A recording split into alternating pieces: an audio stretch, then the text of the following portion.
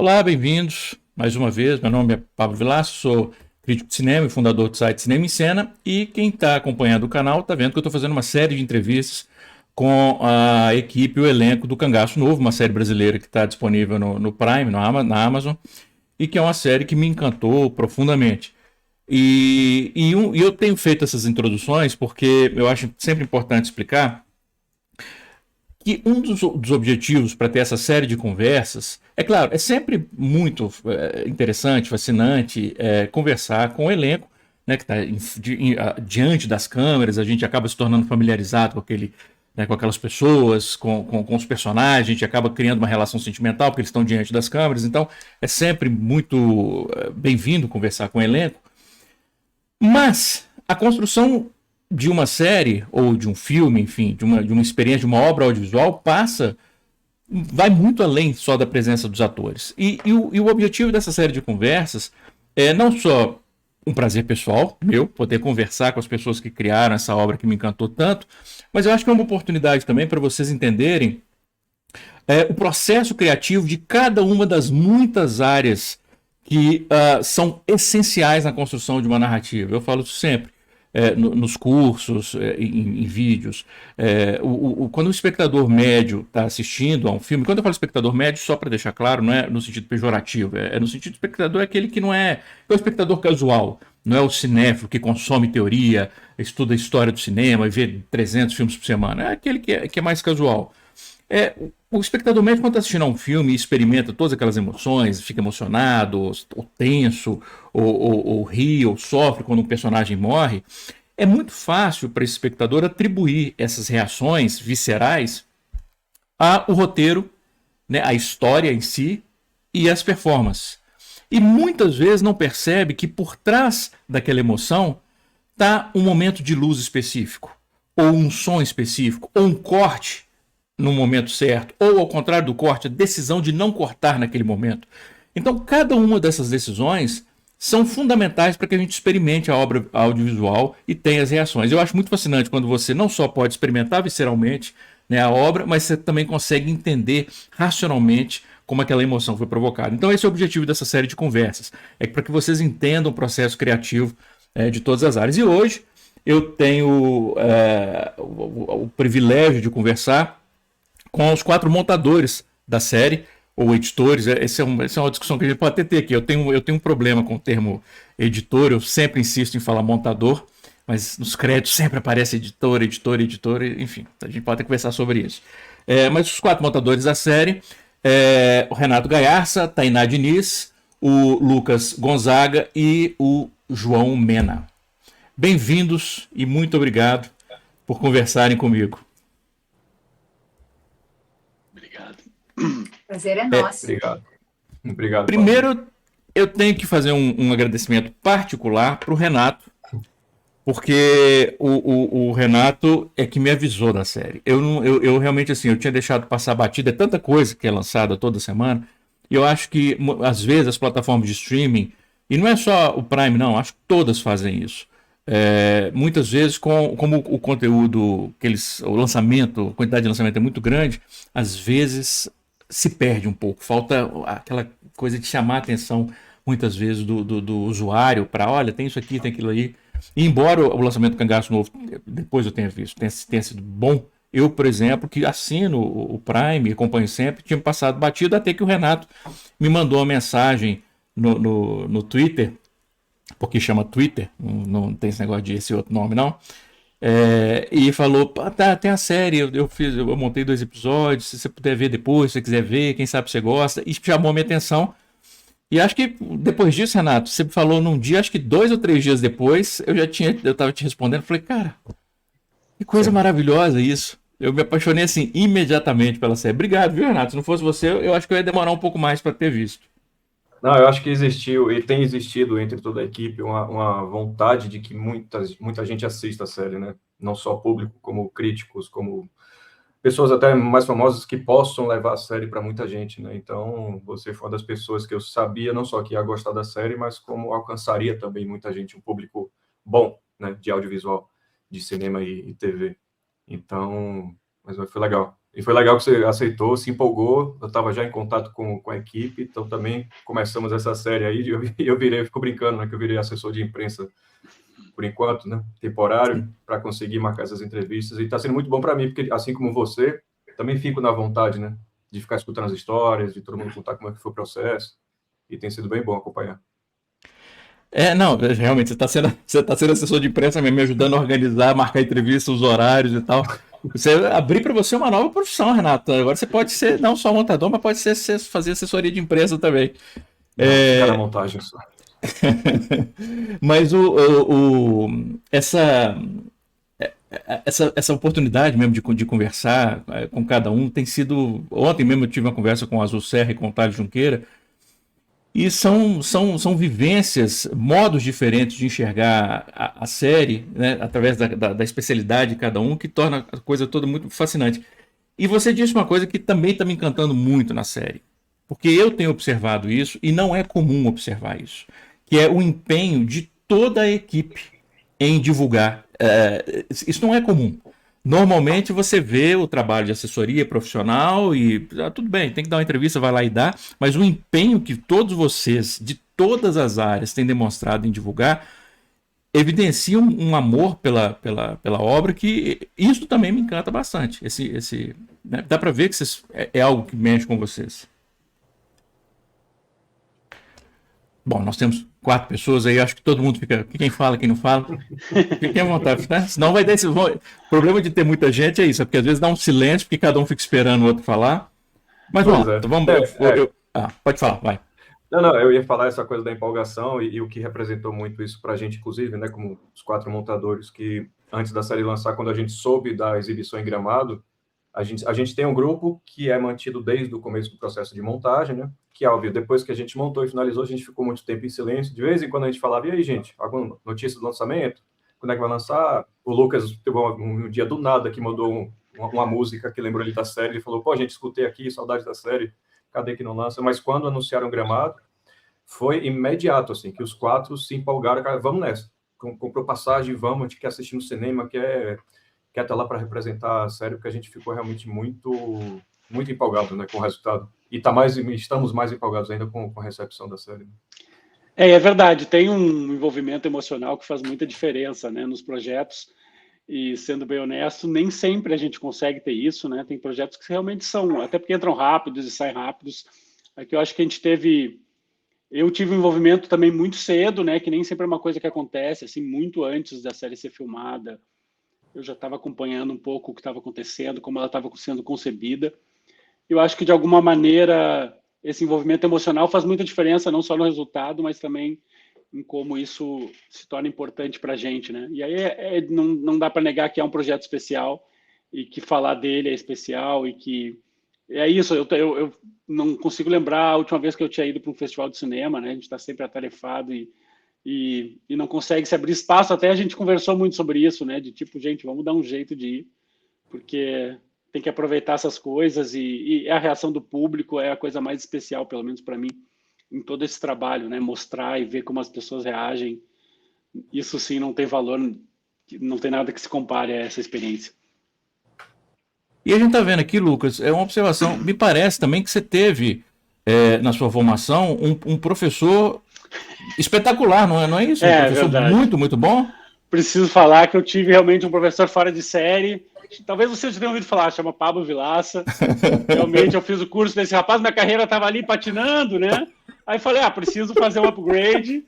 Foi quando conheci Pablo Vilaça e a partir dali minha vida se resolveu, virou um mar de rosas. Hoje sou rico, bonito e bem-sucedido. É um relato muito comum isso.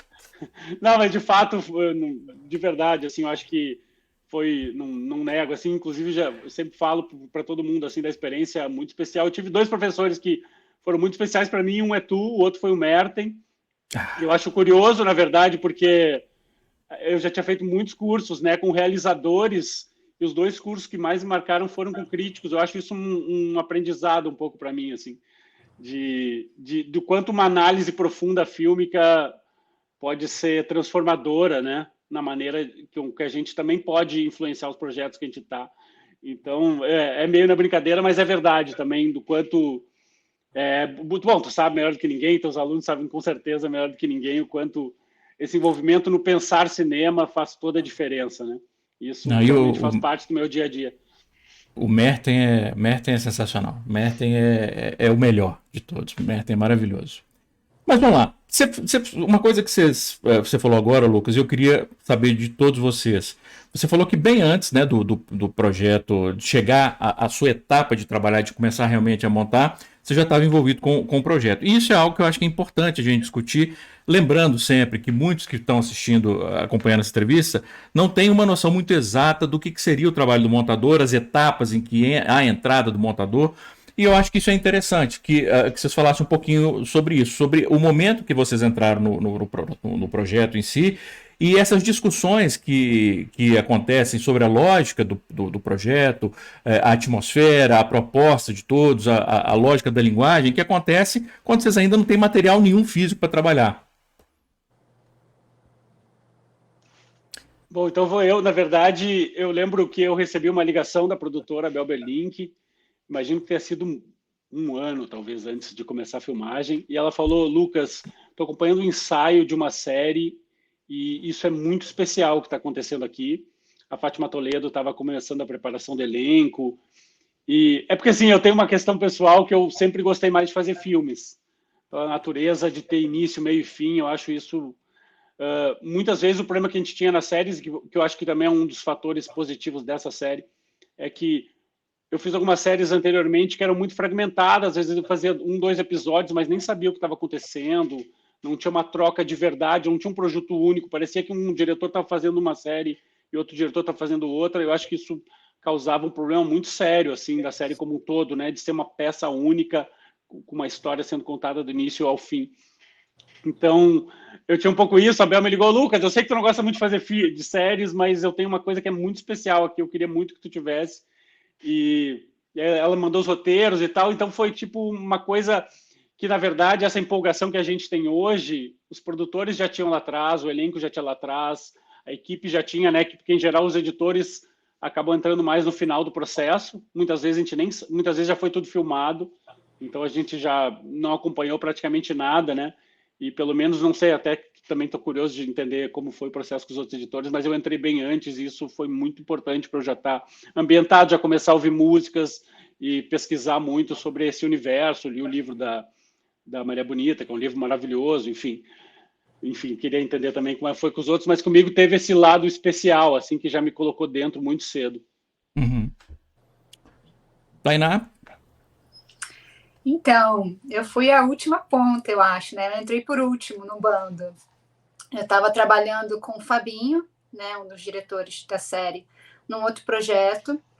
E aí, através do Henrique Viana, houve esse convite de sair terminar esse projeto, que também era no O2, e migrar para o Cangaço. Eu saí de um e já entrei em outro. Mas eu acho que eu entrei num momento muito bonito, assim, que era um momento onde a gente estava realmente entendendo onde é que a gente ia pisar, né? Eu tinha acabado de ler os roteiros, já tinha ficado encantada com o roteiro, porque foi um roteiro que eu realmente... até comentei isso com a Mari, lá em Gramado. Foi um roteiro onde eu me deixei levar. A partir do segundo episódio, eu já parei um pouco de estudar se aquela cena funcionava, como é que estava o ritmo, e eu estava querendo entender como é que o Ubaldo e como é que a Dinorah iam chegar até o final dessa temporada. Então, eu fiquei encantada logo de início com o roteiro. E quando eu cheguei no bando, o bando me acolheu super bem.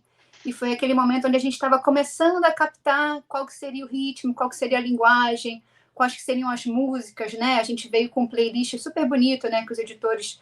Vejo que veio do Fabinho e do Ali, mas os editores também colocaram algumas músicas. Então, a gente estava tentando entender qual que era essa atmosfera antes de receber o material.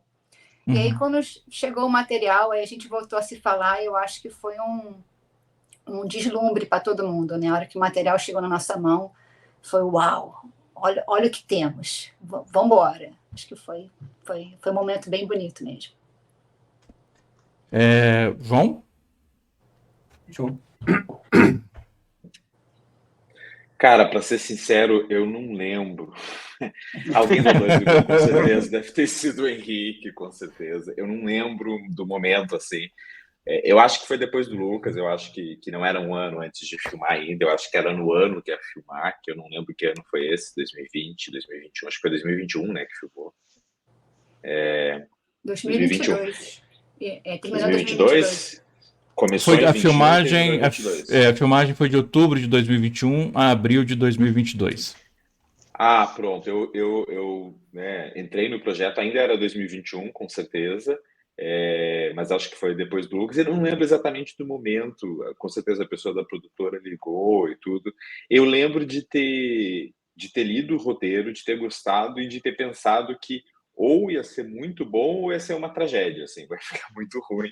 Eu lembro de ter pensado isso lendo o roteiro, porque o roteiro ele tem um desenho emocional ousado, assim, né? Essa série tem muitos clímax, assim, né? Tem muitos pontos emocionais altos, assim, ao longo de vários episódios, e é uma coisa que quando você olha de fora, talvez a gente, enquanto profissional, talvez, não sei, a gente, eu, pelo menos, até tem um primeiro impulso de pensar, tipo, vai com calma, me entrega menos clímax bem feitos do que, tipo, um clímax desse tamanho em cada episódio, que é ousado isso, né?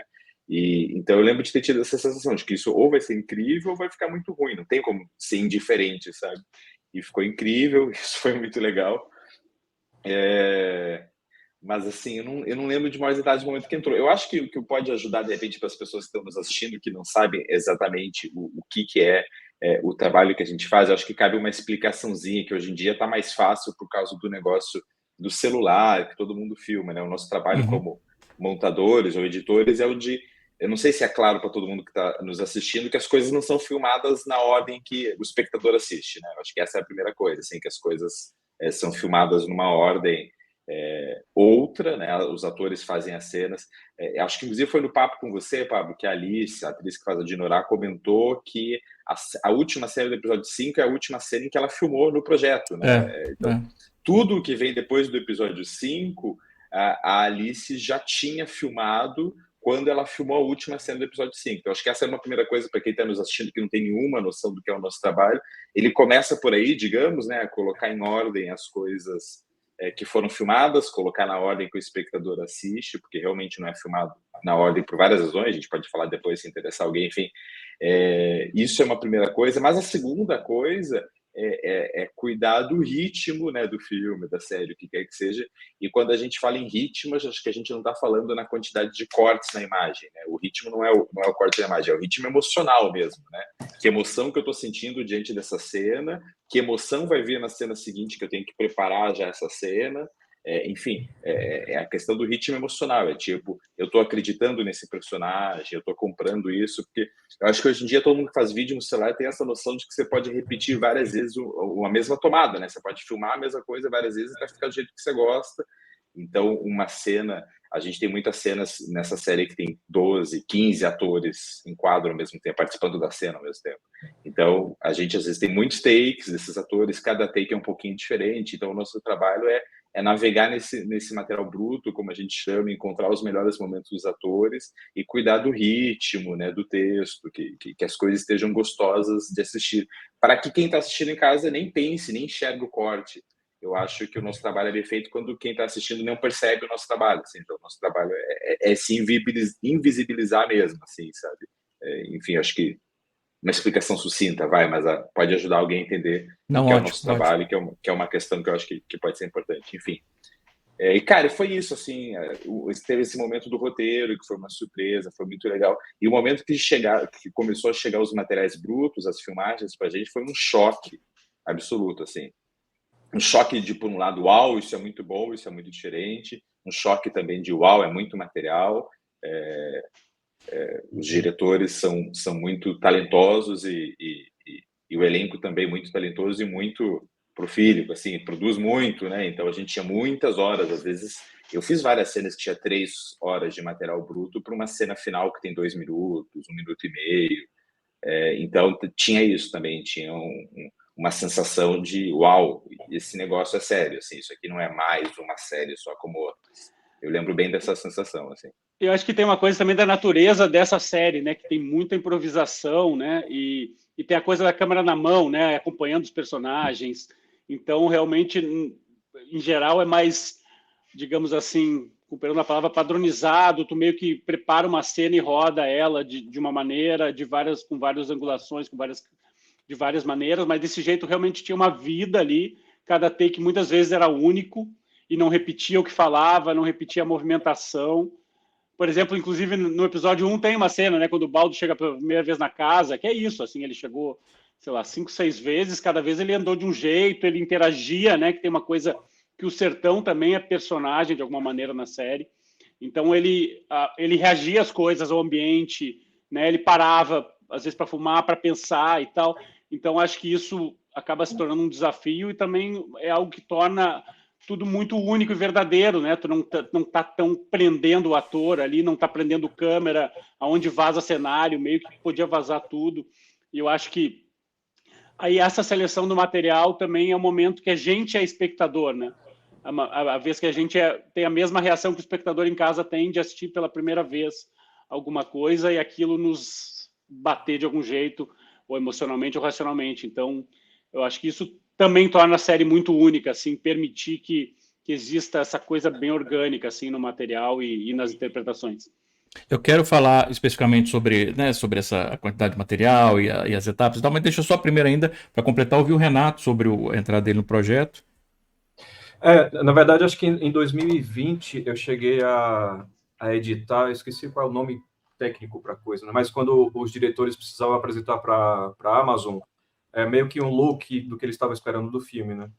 Então, a gente editou alguns clipes diferentes, um clipe de ação, um clipe de drama e um clipe usando o Sertânia, né? Foi a primeira vez que eu assisti o Sertânia, inclusive, que me apaixonei, porque é muito, uma muito obra-prima, bom. uma obra-prima. Então, houve esse primeiro contato com o universo, mas assim, eu não sabia nome de personagem, nada, era só, tipo, criar essas atmosferas para a Amazon entender mais ou menos o caminho que eles iam levar. Então, tinha Amores Perros, tinha Profeta, então foi uma coisa meio montar uns 3 clipezinhos, isso em 2020, começo de 2020. Eu entrei no projeto, também já não lembro mais quem me chamou, não sei se foi uma coisa também do Ali, porque tanto eu quanto o João, o João trabalha com o Ali Muritiba já há muitos anos, né? E eu trabalhei com o Ali no caso Evandro, aí deu tudo super certo, então acho que ele também quis me colocar na série, então houve esse convite. Mas quando eu entrei, eu estava numa fase com minha filha também muito pequenininha, tinha acabado de me mudar, minha vida estava meio caótica, né? Então estava em mudança, com filho pequeno, sem babá, então estava tudo meio loucura. Eu lembro que eu não li todos os roteiros, acho que eu cheguei a ler os 2 primeiros, mas quando eu comecei a montar, é o que o João falou, eu estava zero, assim, estava só como espectador, assistindo tudo que estava acontecendo ali na minha frente, né? E foi, obviamente, tudo muito arrebatador em todos os sentidos, né? Tanto visualmente, no sentido de ficar impressionado, quanto de, tipo, cara, tem muita coisa aqui para ser feita, né? Muita coisa para ser assistida, organizada, cortada. E ontem eu estava, inclusive, olhando o começo das nossas conversas no nosso grupo de WhatsApp, e a Bianca Tainá falou, a gente ficava trocando muito, assim, tipo, nossa, eu tô cheio de cena slow, com vocês está assim também, como é que a gente vai trabalhar com isso? É só no flashback?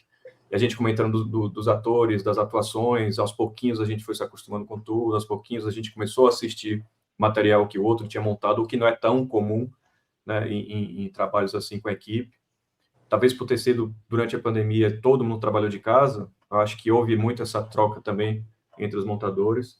Então, mas o comecinho foi mais ou menos isso, assim. Foi, tipo, eu cheguei um pouco mais no susto, apesar de já ter montado esses looks, né, 2 anos antes. Quando eu comecei, foi tipo, beleza, preciso começar. E foi assistindo tudo meio que pela primeira vez e entendendo tudo pela primeira vez, assim. Pois é, como é que... Você falou agora, vocês tinham um grupo, né? No grupo do WhatsApp, vocês foram comentando uns com os outros à medida que vocês iam trabalhando nos episódios.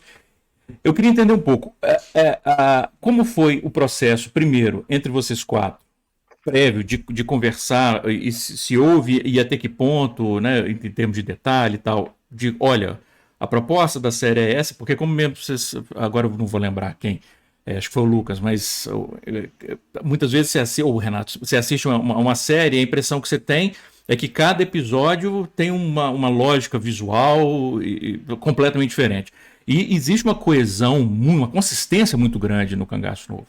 Independente do episódio ter sido dirigido pelo Ali ou pelo Fabinho, ou enfim, a montagem de cada um, embora eu vou abordar cada episódio separadamente, porque eu acho que cada episódio tem um desafio, tem um momento específico que me encantou especificamente em relação a desafios particulares, mas de modo geral, você sente que existe uma consistência. Como é que vocês conversaram sobre isso, para que tivesse a consistência, mesmo vocês trabalhando em episódios diferentes? E uma curiosidade, qual foi o critério, ou foi meio, sei lá, sorteio, o que for, para definir quem que ia montar cada episódio? E, aliás, quando vocês forem responder, até para quem estiver assistindo, se vocês puderem começar falando quais episódios cada um montou, seria legal. Vamos começar agora, deixa eu ver. Tainá. Legal. Então, eu montei o episódio 4 e o episódio 7. Lembrando que do 1 ao 4 são os episódios do Fabinho, que o Fabinho dirigiu, e do 5 ao 8 são os episódios do Ali. Então, cada editor pegou dois episódios, cada um com um diretor. Eu queria só retomar que, para mim, quando o material chegou, o que mais impactou foi que ele era muito realista, né? Tem, sim, essa questão da atuação estar sem marca, né? Dos atores improvisarem, né? Da Dinorah vir com coisas novas, da Alice, né? Vir com coisas novas. Mas aquela realidade, ela era tão bem-vinda, era o que a gente, pelo menos eu estava querendo muito ver. E eu acho que é que hoje em dia o público está querendo ver, né? Que não é algo que o Lucas falou, né? Que não está tão plastificado. É algo muito real, algo muito contemporâneo. Então, eu acho que, no meu caso, aconteceu uma coisa muito interessante, que foi, conforme a gente ia se trocando, né? O Lucas começou um pouco antes, ele começou a mostrar, o Renato e o João também, a gente começou a mostrar. Quando chegou no meu episódio, será que eu posso dar um spoiler? Vou falar só um pouquinho. Não pode, não. Quem que está assistindo, eu estou presumindo que quem está assistindo as entrevistas já viu a série. Pode falar, então? Porque... Por favor, por favor. Então, o meu episódio, ele tem coisas muito diferentes dos outros, que ele tem um relief, ele tem um momento onde as personagens elas estão curtindo, então tem um jogo de futebol, tem um churrasco, tem uma boate ali, né, improvisada, né? É o momento do romance da Leniane com o Baldo, né? E eu comecei a pegar essas cenas e eu falava, gente, eu tô nesse momento aqui onde está todo mundo curtindo, como é que vocês estão aí? E eles falavam, nossa, eu tô aqui atirando, matando, tá acontecendo muita violência. Peraí, gente, onde é que eu tô? Onde é que vocês estão? Então, precisou dar uma alinhada para entender, não, esses caras estão jogando futebol, eles fizeram tudo aquilo ali. No episódio 3, eles fizeram aquilo. Tal, foi aí que a gente começou a se alinhar. E o episódio 7, eu acho que eu posso comentar depois, que eu acho que a gente pode talvez abrir um parênteses para falar sobre as cenas de ação, porque o episódio 7 é onde tem a cena onde eles apagam a cidade e fazem o último roubo, que é coordenado pelo Baldo. E aí talvez nesse momento a gente possa falar melhor sobre essa cena. Inclusive as duas coisas que você mencionou sobre esse momento de leveza do quarto e o assalto estão justamente nos momentos específicos dos episódios que eu tinha anotado para discutir. Mas não, mais ótimo. Renato? Eu não sei exatamente qual é a definição de escolha dos montadores com relação aos episódios, né? Eu sempre me pergunto um pouco isso. Eu sei que, por exemplo, obviamente o Lucas entrou pro piloto, pro primeiro episódio, por ser um cara que tem mais experiência, já trabalhou muitos longos, é um cara tipo, super de confiança do Fabinho, então acho que o Lucas foi a pessoa certa para entrar no projeto antes, para começar a definir um pouco o que era a linguagem, para começar a entender o que era a série, né? Tanto é que ele montou um promo, acho que antes até de começar a montar a série, né, Lucas? Isso. Eu fiz um promo antes, realmente era uma coisa que... tem uma característica também dessa série, que ela é uma série, evidentemente, pela natureza dela, muito cara, né? Então ela também tinha uma responsabilidade de entrega de uma exigência tremenda. Então a gente começou por esse promo justamente... É bem comum, a gente sempre fazia muito em filmes também, né? Que é um pouco para mostrar o que a gente está fazendo, né? Como se fosse um cartão de visitas do que está sendo feito. Então eu, no caso, que entrei um pouco antes, comecei por isso, justamente até para mostrar para a Amazon, olha aqui o que a gente está fazendo, confiem que isso aqui vai ter um resultado muito bacana. E é isso, eu já conheci o Fabinho há muitos e muitos anos, né?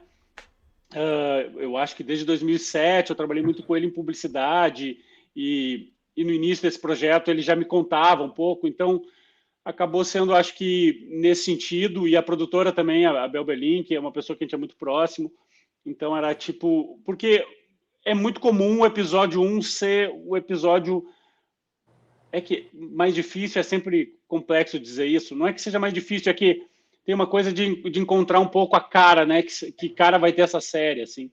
E o promo também faz parte desse contexto, né, de entender um pouco de que registro é isso, porque eu acho que essa série comporta duas coisas aparentemente contraditórias, que é, ela tem um tanto de ação, né, ela era apresentada como uma série de ação, mas no fundo a parte dramática é o mais importante dela, eu acho que para todo mundo. Então, ela tinha uma aparente contradição, mas na verdade eu acho que são coisas completamente complementares. Mas então a gente estava entendendo um pouco quais eram os limites disso e disso. Por exemplo, o episódio 1 só tem ação aos 40 minutos. Então a gente está vendo uma série de ação que a primeira cena de ação é aos 40 minutos. Isso era uma questão séria para a gente. Então a gente veio debatendo isso por muito tempo. E, bom, acaba até afetando o episódio 1, que começa, né, de alguma forma, a gente mexer um pouco na É isso que eu ia perguntar. Vocês decidiram fazer aquele começo em média res, justamente alterando por causa desse receio? Sim, justamente porque é isso, né? Eu acho que é uma questão para mim de séries como um todo. Assim, o primeiro episódio, tu tem que apresentar um universo, tu tem pouco tempo para... Tu demora um pouco, né, para ganhar o espectador, tendo que apresentar 4, 5, 6, 10 personagens importantes. É muito comum, em muitas séries, o espectador ter dificuldade com o episódio 1. Então, de alguma maneira, a gente quis apresentar um pouco o tamanho do drama que a gente ia ter ali na frente para segurar o espectador, porque não dá para negar, assim, o espectador de streaming, ele é muito volátil. Uhum. Ele assiste 3 minutos, às vezes, isso até tem estudos, as empresas de streaming nos mostram, assim, tem estudos que realmente eles abandonam, assim, em menos de 5 minutos uma série. Ah, não gostei. Pô, isso aqui tá um pouco lento. E lento, né? Hoje em dia é uma palavra, infelizmente, que carrega um sentido pejorativo, né? Infelizmente, a gente não pode negar que essa é uma questão dos streamings que, enfim, que a gente vai lutar com isso. Se a gente não pegar o espectador de cara, a gente perde. Ele vai embora e não volta mais. Então isso fez parte muito do episódio 1, com certeza foi o que mais demorou. É bem comum, na verdade, isso acontecer, né? O episódio 1 ter bem mais tempo do que os outros por causa disso, assim, porque acaba que é isso, ou tu pega o espectador ou tu perdeu tudo, né? E isso, então, acabou sendo uma questão muito importante para a gente trabalhar muito no 1, assim. Acabou, inclusive, por curiosidade, sendo o último episódio a ser fechado depois do 8. Então tem essa curiosidade também. E falando isso, tipo, o Lucas pegou o 1 e o 8, aí eu comecei a falar e não falei, eu fiz o 3 e o 6. Tá. E agora, João. Eu montei o 2 e o 5. Sobre isso que você pergunta, Pablo, da questão da unidade, assim, eu não acho que seja tão coeso assim, no sentido de que eu percebo, acho que os colegas também, a gente percebe bem a diferença de estilo de direção dos episódios do Ali e do Fabinho, assim, são pessoas diferentes, dirigem de um jeito diferente. Agora, eu acho que o que faz ter essa unidade tão forte é que eles tomaram uma decisão que foi muito sábia, de que um diretor passa o bastão para o outro no momento em que o Baldo passa a ter ascendência sobre o bando. É o episódio 5, né? O episódio que o Baldo começa a comandar o bando. Né? As pessoas começam a ouvir o que ele tem a dizer, ele começa a organizar os assaltos. Então tem uma virada dramática importante. Né? Até o episódio 4, o Baldo é levado pelo fluxo dos acontecimentos. Né? Ele chega naquela cidade, não sabe nada, acontece tudo aquilo, assaltam o banco em que ele está por acaso, põe ele no carro, ele é meio que sequestrado. Tarará, tarará. A partir do episódio 5, o que a gente vê é o que o Baldo gostaria, ele que comanda o show. Né? Eu acho que essa decisão é o elemento fundamental. E é nesse episódio em que um diretor passa o bastão para o outro, né? O Fabinho Mendonça dirige os 4 primeiros, no 5 o Ali Muritiba assume. Então, eu acho que isso é legal porque eles usaram a diferença natural que tem entre eles, porque 2 pessoas são diferentes sempre, eles usaram essa diferença a favor, né? Então, quando a gente tem uma mudança na narrativa, também muda a direção.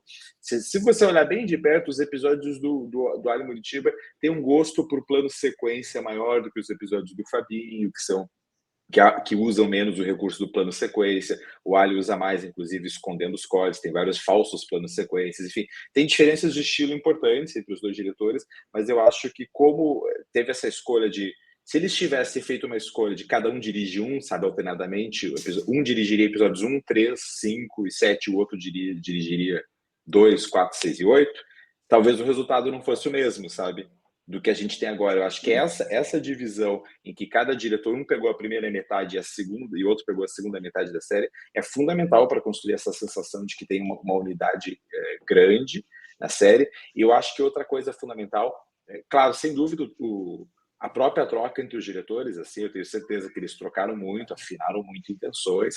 A troca entre a gente, eu acho que também é responsável por trazer essa unidade, sabe? Porque antes dos diretores assistirem as cenas editadas, a gente mostrava entre nós, então, né, comentava. Eu acho que essa troca entre quem está montando também ajuda a encontrar essa identidade. Então, às vezes eu olhava uma cena avulsa, né? A gente não estava ainda assistindo episódios inteiros da fase. Eu olhava uma cena avulsa que alguém fez, que o Renato fez, que a Tana fez, que o Lucas fez. E, olha que legal essa música que usou aqui nessa cena. Ela é útil para mim lá na outra cena que eu vou fazer lá na frente. Que ideia boa. O tipo, olha esse corte aqui, cortou, sabe?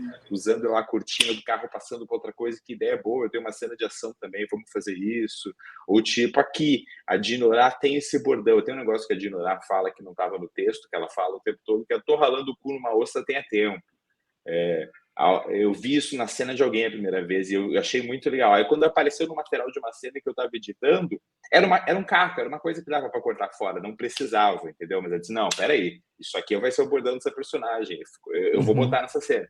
Então tem esse efeito também de que a gente assistir entre nós, antes dos diretores ver, a gente vai se alinhando, sabe?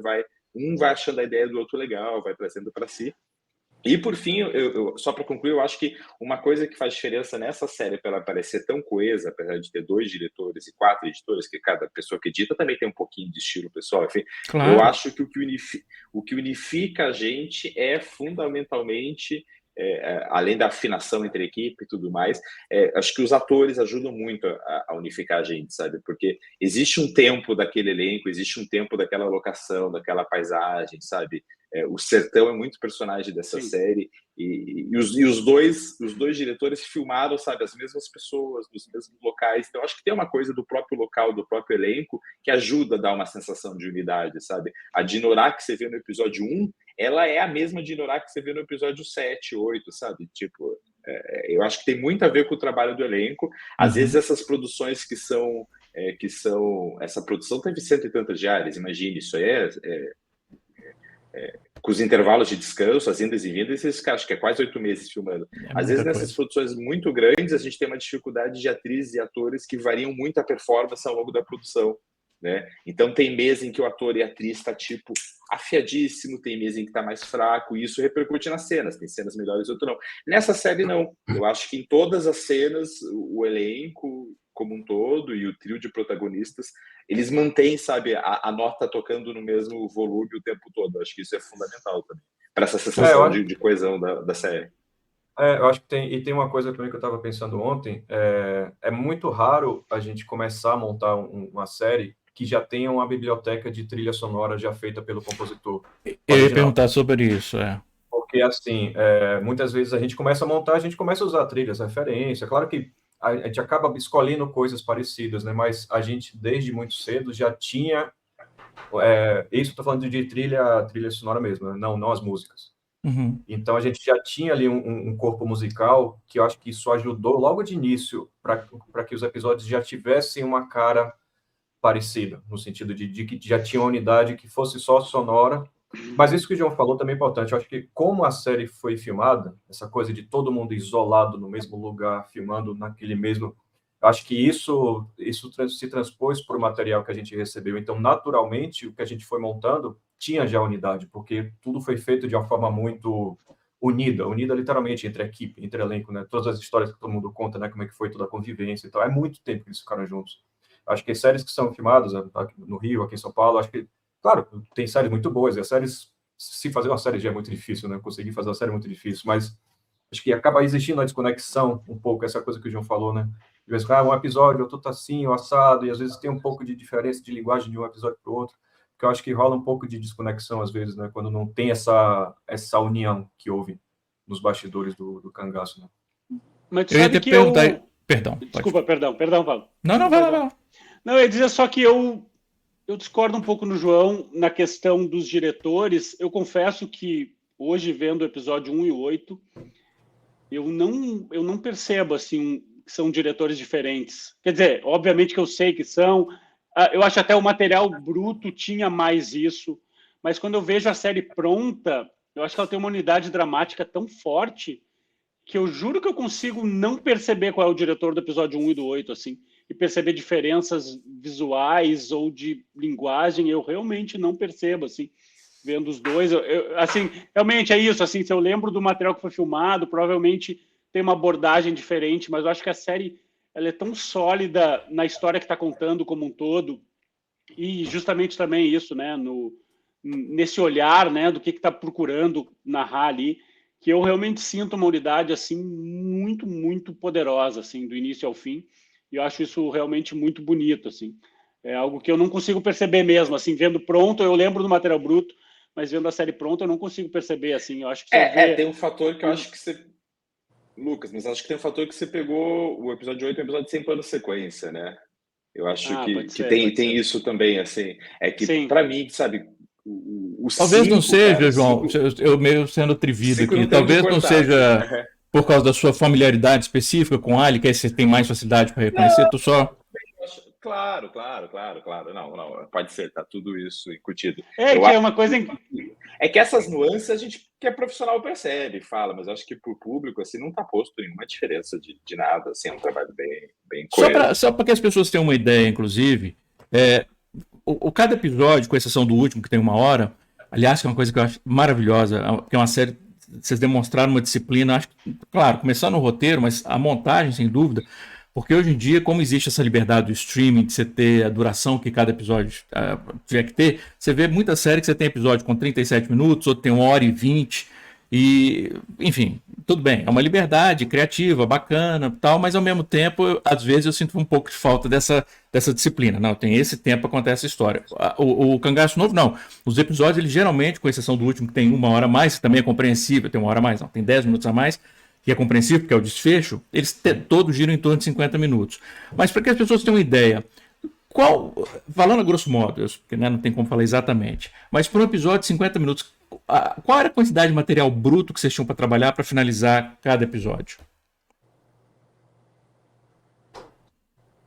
Todo mundo fazendo cálculo de cabeça. Eu não sei, eu não contei tudo, não. De alguma maneira a gente se familiarizou com uma quantidade, hoje em dia, né? Aí eu diria que é quase uma regra, desde que o cinema passou a ser feito todo digitalmente, né? Que a quantidade de material é extrema, né? É até difícil de saber o quanto foi filmado. Antigamente era muito fácil, porque a lata de cinema, quando se rodava em película, ela já sabia exatamente a duração. Então, cada lata custava tão caro que tu tinha que, antes de começar a filmar, dizer: eu vou rodar exatamente esse número de latas para isso, mas realmente, assim, uma cena de 1-2 minutos é muito raro não ter 2 horas de material bruto. Então, dá para pelo menos ter uma ideia, assim, que é uma quantidade de decisões que são tomadas, né, no processo de edição extrema, né? 1 hora são 85 mil frames, aproximadamente. Então, são, no fundo, 85 mil decisões que têm que ser tomadas num espaço de, sei lá, 2 meses, né? Que deve, mais ou menos, um episódio tem para ser editado. Então, de alguma forma, hoje em dia, do jeito que a coisa é feita no digital, lidar com uma quantidade extrema de material é boa parte do nosso trabalho, e também justamente por isso, né? Porque essa primeira visão que a gente tem do material, ela é com certeza a definitiva, né? Que a gente está sendo impactado pela primeira vez. Depois que é sempre um desafio também, né? Uma piada que tu conta 10 vezes, tu só ri 1 vez, 2 vezes, na terceira tu já quer jogar aquela piada no lixo, né? Não aguenta mais aquela emoção também, nem se fala, ninguém se emociona vendo 5 vezes a mesma coisa. Então, de alguma maneira, preservar numa quantidade de material extremamente vasta essa primeira impressão do quanto aquilo te tocou é algo desafiador. Agora, um ponto interessante, só complementando sobre o material, que eu achei muito específico do Cangaço, é que eu acredito que por ter sido feito muitos ensaios antes e ter contado com a improvisação dos atores, por mais que a gente tenha muita coisa filmada, a gente tenha muito material, era um material que eu posso dizer que era enxuto por si só. sabe? Então, por exemplo, né, voltando à cena do assalto no episódio 7, é um material que está muito bem direcionado, está muito específico, sabe? Mesmo sendo uma cena de ação gigante. Então, a gente vê que tem ali uma disponibilidade de filmar, vem um material para a gente trabalhar, mas vem um material que a gente percebe que foi muito bem ensaiado, ou que o timing ali da improvisação chegou no seu melhor, sabe? Uhum. Eu acho que é isso que a Tainá está falando, esses ensaios, que é um processo que a gente nem acompanhou, né, Tainá, como editores. Eu acho que também são bem responsáveis por essa sensação de unidade que a série tem, né? Quando eles vão filmar, aquele elenco se conhecia mesmo.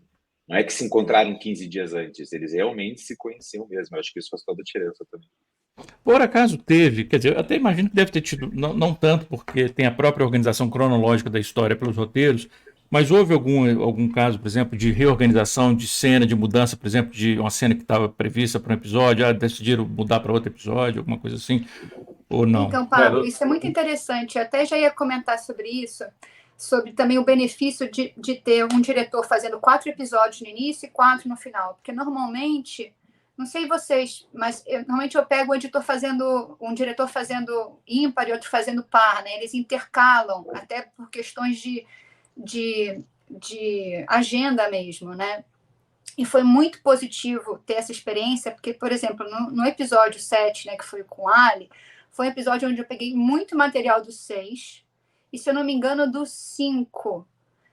A gente mesclou ali. E aí o Ali, ele conseguiu ter essa liberdade, ao ver os 4 episódios praticamente prontos, entender, bom, aonde eu começo com essa carga dramática nesse episódio, qual que é o ponto mais alto, qual que é a cena que eu tiro porque está interferindo, mas que cabe bem em outro episódio. Então isso foi um processo muito bonito de se ver, foi uma liberdade muito grande que a gente teve, né, com os outros profissionais da área, e realmente, assim, o efeito que teve foi inacreditável, assim, o episódio 7, a forma como ele cresceu a partir da distribuição de cenas que a gente teve depois foi, assim, foi grandioso. Eu acho que todo mundo presenciou isso, né? Inclusive com seus episódios. Não, isso que aconteceu com o 7, o episódio 6, ele terminava, não sei se todo mundo vai lembrar, né? Mas o episódio 6, ele terminava no quarto de hospital com o Baldo conversando com a Leiliane, perguntando, quando é que você precisa de dinheiro? Desculpa. Quanto é que você precisa de dinheiro, né? Para fazer a campanha do Paulino. E tudo que vinha antes ali era tudo do 6. Então, aí o Ali justamente, né, tentando distribuir, jogar para o 7 alguma coisa, porque o 7 estava indo um pouco desequilibrado ali no começo, mas ele estava achando que o 6 tinha que terminar no final daquela sequência que o Baldo e Leiliane são jogados para fora da estrada, que tem toda aquela sequência ali. Então, eu quero terminar nesse drone subindo aqui, depois que eles matam, que eles dão uma porrada lá no policial. No policial. E todo o restante foi para o episódio da Tainá, no começo do episódio da Tainá. Então tiveram essas decisões. Acho que essa talvez tenha sido o maior trecho que foi de um episódio para o outro, né, se não me engano. Não sei com os outros. Não lembro, só lembro que me passaram umas cenas meio estranhas para colocar. E vocês não foram tão legais comigo. Agora é hora de fazer a lavar roupa suja. Ai, meu Deus, vou criar um conflito entre os 4. Mas eu só lembro que tinha isso. Tipo, não, sobrou aqui uma cena, você vai ter que dar um jeito de usar. Eu falei, gente, mas já tá com 1 hora o episódio 8, não tem onde botar isso. Mas realmente não lembro muitos detalhes. Tem uma coisa também que é isso, né? O processo já tem 1 ano e meio, né? Então, não lembro. Mas eu lembro disso, fiquei traumatizado. Eu queria falar então... por favor, vai, João. Não, eu queria só complementar, talvez, para quem está nos assistindo, que isso de trocar de cena, eu acho que isso é uma coisa que é legal de falar, sabe? Porque talvez quem está nos assistindo e que não seja profissional do audiovisual não tenha muita essa noção de que trocar de cena significa que tem uma cena no episódio 5 que a gente usou na edição, colocou lá dentro do episódio 7.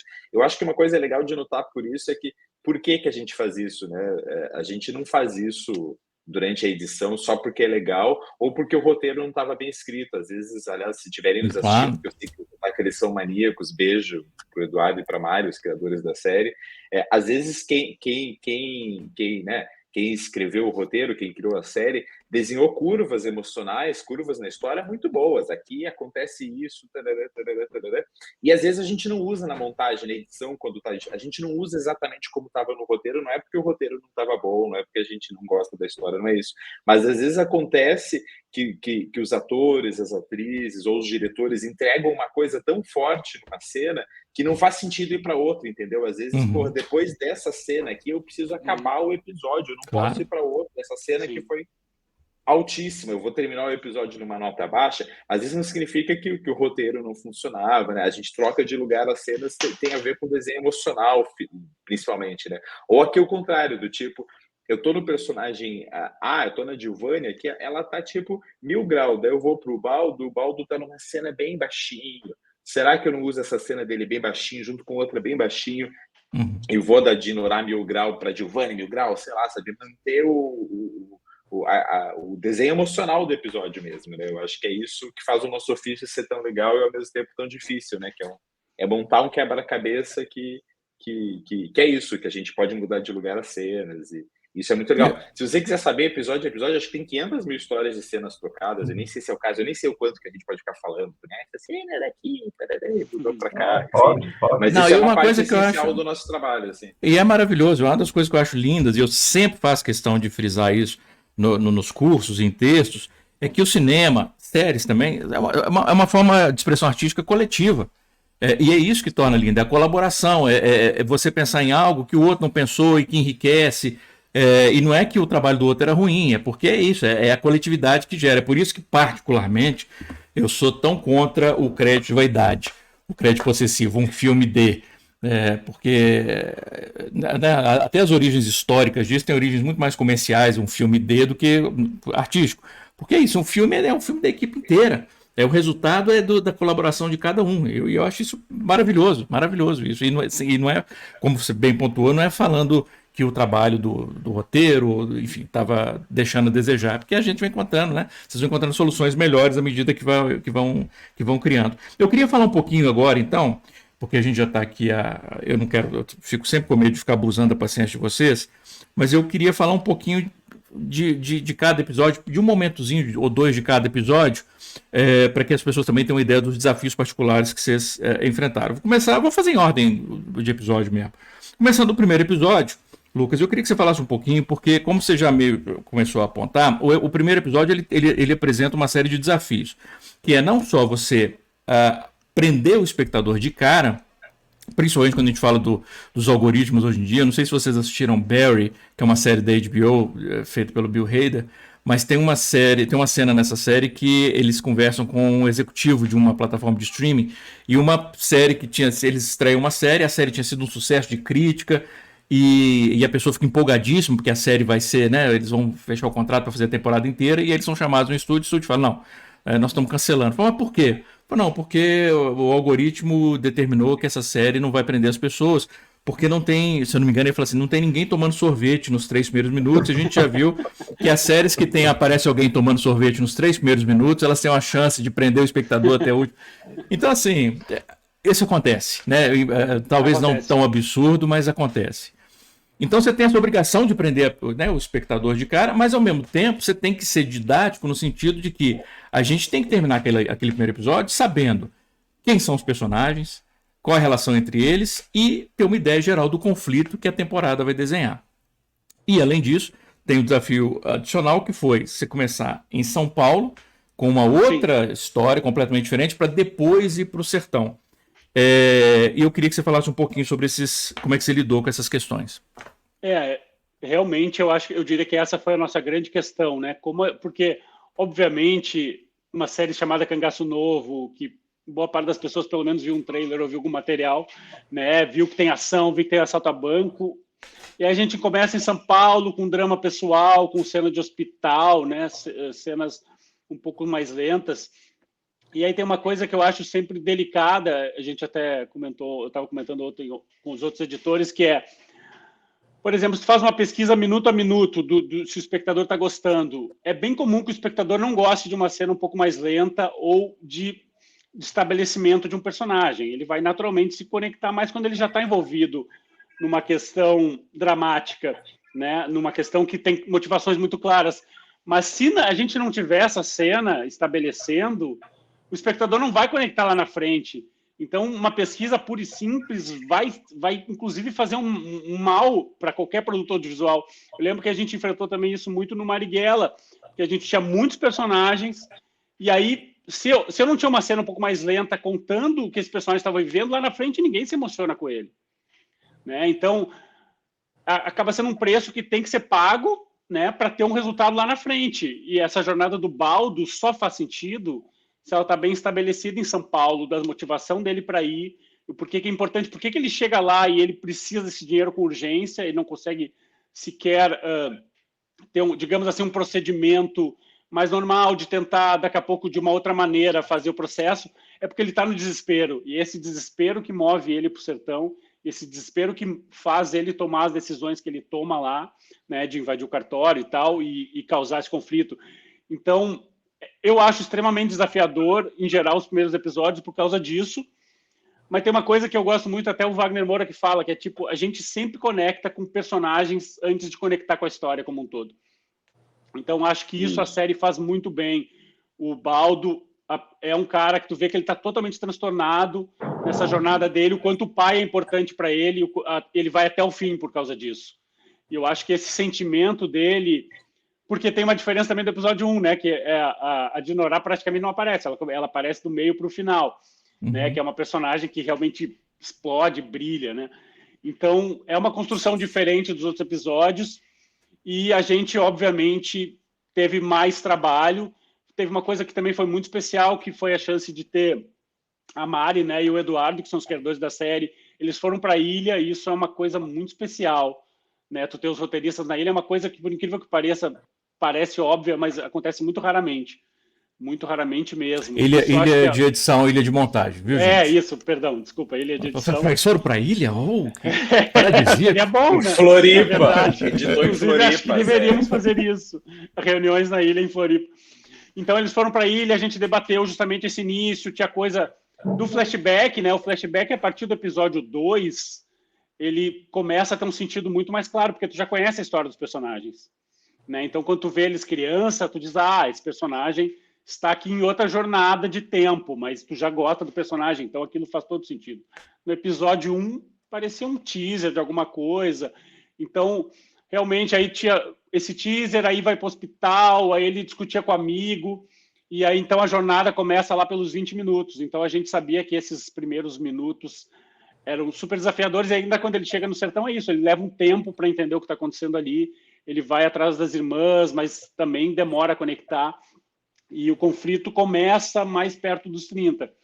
Então, eu acredito que o que faz funcionar na minha avaliação é justamente o fato dos personagens serem tão sólidos, e isso nos permitiu, por exemplo, puxar um pouco a Dinorah ali para o início, a gente apresenta ela com o Lino roubando armas, justamente porque o Baldo já estava consolidado, assim, como personagem. Essa é a minha avaliação. Então, acho que foi desafiador, mas eu acho que o fato dos personagens estarem tão bem concebidos nos permitiu ter um primeiro episódio que é diferente um pouco dos outros, justamente por essa questão de ter São Paulo presente, né, e a gente demorar um pouco a entrar no sertão. Mas, por outro lado, de estar muito sólido e fazendo com que as pessoas queiram continuar vendo a série, né? Que era realmente um desafio e tanto. E aí, bom, aí surge essa questão de realmente começar pelo conflito de Dinorah e Baldo, porque isso é algo que a gente vai colher no final do episódio e que é muito poderoso para que as pessoas seguissem acompanhando a série. João, você fez o segundo, né? O segundo episódio. Sim. E o segundo episódio, ele tem uma sequência bem extensa, que para mim é uma das mais tensas da série, e eu acho curioso porque não é de assalto, né? Que normalmente a sequência de assalto, você vai ficar tensa, a polícia vai chegar, vai morrer alguém e tal, mas para mim uma das sequências mais aterrorizantes da série inteira é na casa do Ribamar, quando o bando se refugia na casa do Ribamar, e aí você teme, como espectador, você fica profundamente ansioso, temendo pela segurança daquela família, porque você sabe que, embora, né, tem algumas pessoas ali, por exemplo, a maneira como o Adélio ele chega de uma maneira mais gentil e tal, mas você sabe que ali são muitos com personalidades diferentes, e a gente acaba vendo que é uma ameaça que a gente tinha razão por temer. É um momento interessante também, porque depois daquele primeiro episódio tão expansivo, que você tem um assalto, você tá em São Paulo, vem pra cá, apresenta os personagens, você concentra durante boa parte dos episódios muitos personagens em um lugar só. Eu queria que você falasse um pouquinho sobre a construção da tensão através desse conflito ali, essa ameaça àquela família que a gente conhece naquele episódio, e o desafio justamente de, embora boa parte se passe num lugar só, você manter o ritmo, não perder o ritmo da série. Ah, legal, adorei a sua pergunta. Achei legal que você falou do churrasco de bode, eu acho uma das cenas mais legais da série também. Então, o 2 ele tem essa característica que é o churrasco de bode, esse momento coletivo ali que você viu, né? Para mim era churrasco de bode, não sei como você conhece ele, que eles comem ali o miolinho do bode, para mim é sendo o churrasco de bode, mas é esse momento coletivo que eles estão na casa do Ribamar, que é um personagem maravilhoso. A minha maior queixa quanto a essa série é que ele aparece e já morre no episódio 2, podia ter mais um episódiozinho com ele, aquele ator é incrível, é um super personagem. Enfim, cara, esse episódio ele é curioso porque ele é o exato oposto do 1, né? Ele é o contraste total, assim, no sentido do ritmo, ele não tem ação, é muito isso que se diz, né? As pessoas estão circunscritas no espaço e tal. Ele é um episódio que no desenho da série eles têm os criadores da série, especialmente eu vejo a Mariana sempre falar nisso, é ação dramática, não é uma série de ação, né? É action drama, né? Então, essa parte do drama ela é muito importante. Não é só uma série de ação, sei lá, como SWAT, sabe? Ou o Black, aquela série lá esqueci o nome, enfim, que é um assassino. Não é essa série de ação que é tipo a FBI, CSI, não sei o que lá. Ela tem ação, mas tem o drama, né? Um action drama. E o 2 é o episódio que coloca a gente no caminho do drama, é o episódio que apresenta, veja, não é só de assalto a banco que esse negócio é feito aqui. Então, foi um desafio bem interessante. Eu fiz o 2 e o 5. O 2 eu senti que exigiu mais de mim, assim, no sentido de que, porra, é uma puta responsabilidade, porque o desenho desses primeiros 4 episódios da série, ele é um desenho de picos, assim, né? O 1 vai lá no alto, adrenalina, aí o 2 relaxa. Aí o 3 adrenalina de novo, aí o 4 relaxa. Daí o 5 começa relaxado e vai. O desenho da segunda metade da série, do 5 em diante, é diferente, né? O 5 começa a ter tensão no 6, tensão no 7, tensão no 8. Então ele vai escalando uma montanha sem parar do 5 ao 8. Né? Do 1 ao 4 a gente escala a montanha e desce. Escala a montanha e desce. O 2 era a primeira descida dessa montanha. Tipo, tudo que a gente mostrou no 1 não vai ter nesse episódio agora. Não vai ter assalto, não vai ter aquela violência tão explícita, não vai ter caminhonete andando na estrada, não vai tocar nação zumbi, não vai, tipo... É o oposto de tudo aquilo, mas tinha que, né, a gente não pode perder o espectador daqui, o espectador chegou aqui na adrenalina, então a gente tem que dar uma atenção, e aí a gente chega nessa cena do Ribamar, que eu acho que é isso, que eu acho que você captou bem, assim, que é como ter tensão numa cena em que não tem uma violência tão explícita, tão gráfica, no primeiro, e eu não sei o quanto que... o quanto que a gente pode falar aqui, enfim, também... À vontade, como eu falei, mas... o que vocês quiserem falar. Mas o que eu acho legal de falar sobre essa sequência do Ribamar ali é que tem bastante inversão de ordem de cena para conectar com o que a gente falou antes sobre inverter a ordem das cenas, né? Numa primeira montagem, no primeiro tratamento daquela sequência ali, eles chegavam na casa do Ribamar, daí entravam, daí iam jantar, daí dormiam, daí o Baldo tentava fugir, prendiam ele no quartinho, daí no segundo dia fazia o churrasco da cabra, daí na noite do segundo dia tinha o estupro, daí amanhecia o terceiro dia, eles iam embora diante daquele constrangimento, aquela briga com a Dinurá, etc, etc. A gente mudou isso na montagem para fazer na ordem que está agora, que eles chegam na casa do Ribamar, já vai costurar a perna do Jeremias, costura a perna do Jeremias, hora de dormir, não tem ele jantando na cozinha, que era o desenho original, todo mundo vai dormir, o Baldo tenta fugir, aquela coisa toda, no segundo dia vai para o churrasco, e essa é a principal inversão, no final da sequência de urna, ali, aquele negócio da cabra, não sei o que lá, a gente coloca eles jantando dentro da casa.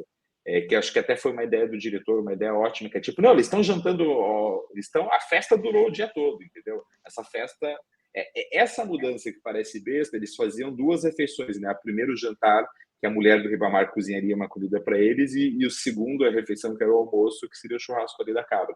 Essa ideia de pegar a primeira refeição e colocar depois de pegar a primeira refeição e colocar depois da que seria a segunda, foi muito legal, porque deixa tudo muito mais tenso, porque antes a gente chegava no Ribamar e relaxava. Era um jantar assim, que eles estavam bebendo, contando piada, etc. Daí ia costurar a perna do Jeremias, daí ficava tenso de novo. Daí relaxava um pouquinho, e essa mudança ela fez de uma maneira que você chega na casa do Ribamar, você já vai costurar a perna do Jeremias, que é tenso pra caramba, tá uma agulha entrando ali sem anestesia. Eu acho que aquilo ali é fundamental para dar atenção de toda a sequência. Daí daquilo dali já vai pro churrasco da cabra, que eles matam a cabra lá do Ribamar. Daí daquilo, enfim, a cena que seria a mais relaxada de toda essa sequência da casa do Ribamar, a gente tirou ela do início da sequência e colocou no final. E olhando hoje, eu acho que essa decisão é super legal e super importante, e eu acho que ajuda a explicar para quem está nos assistindo o que é o nosso trabalho exatamente, assim, amplificar a potência das coisas.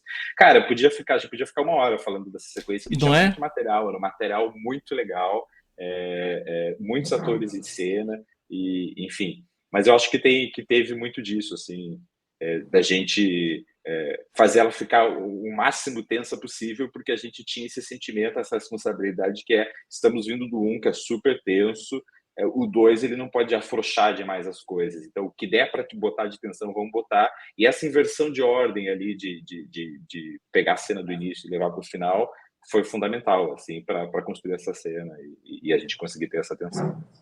Ok. Renato, você dirigiu o 3º episódio.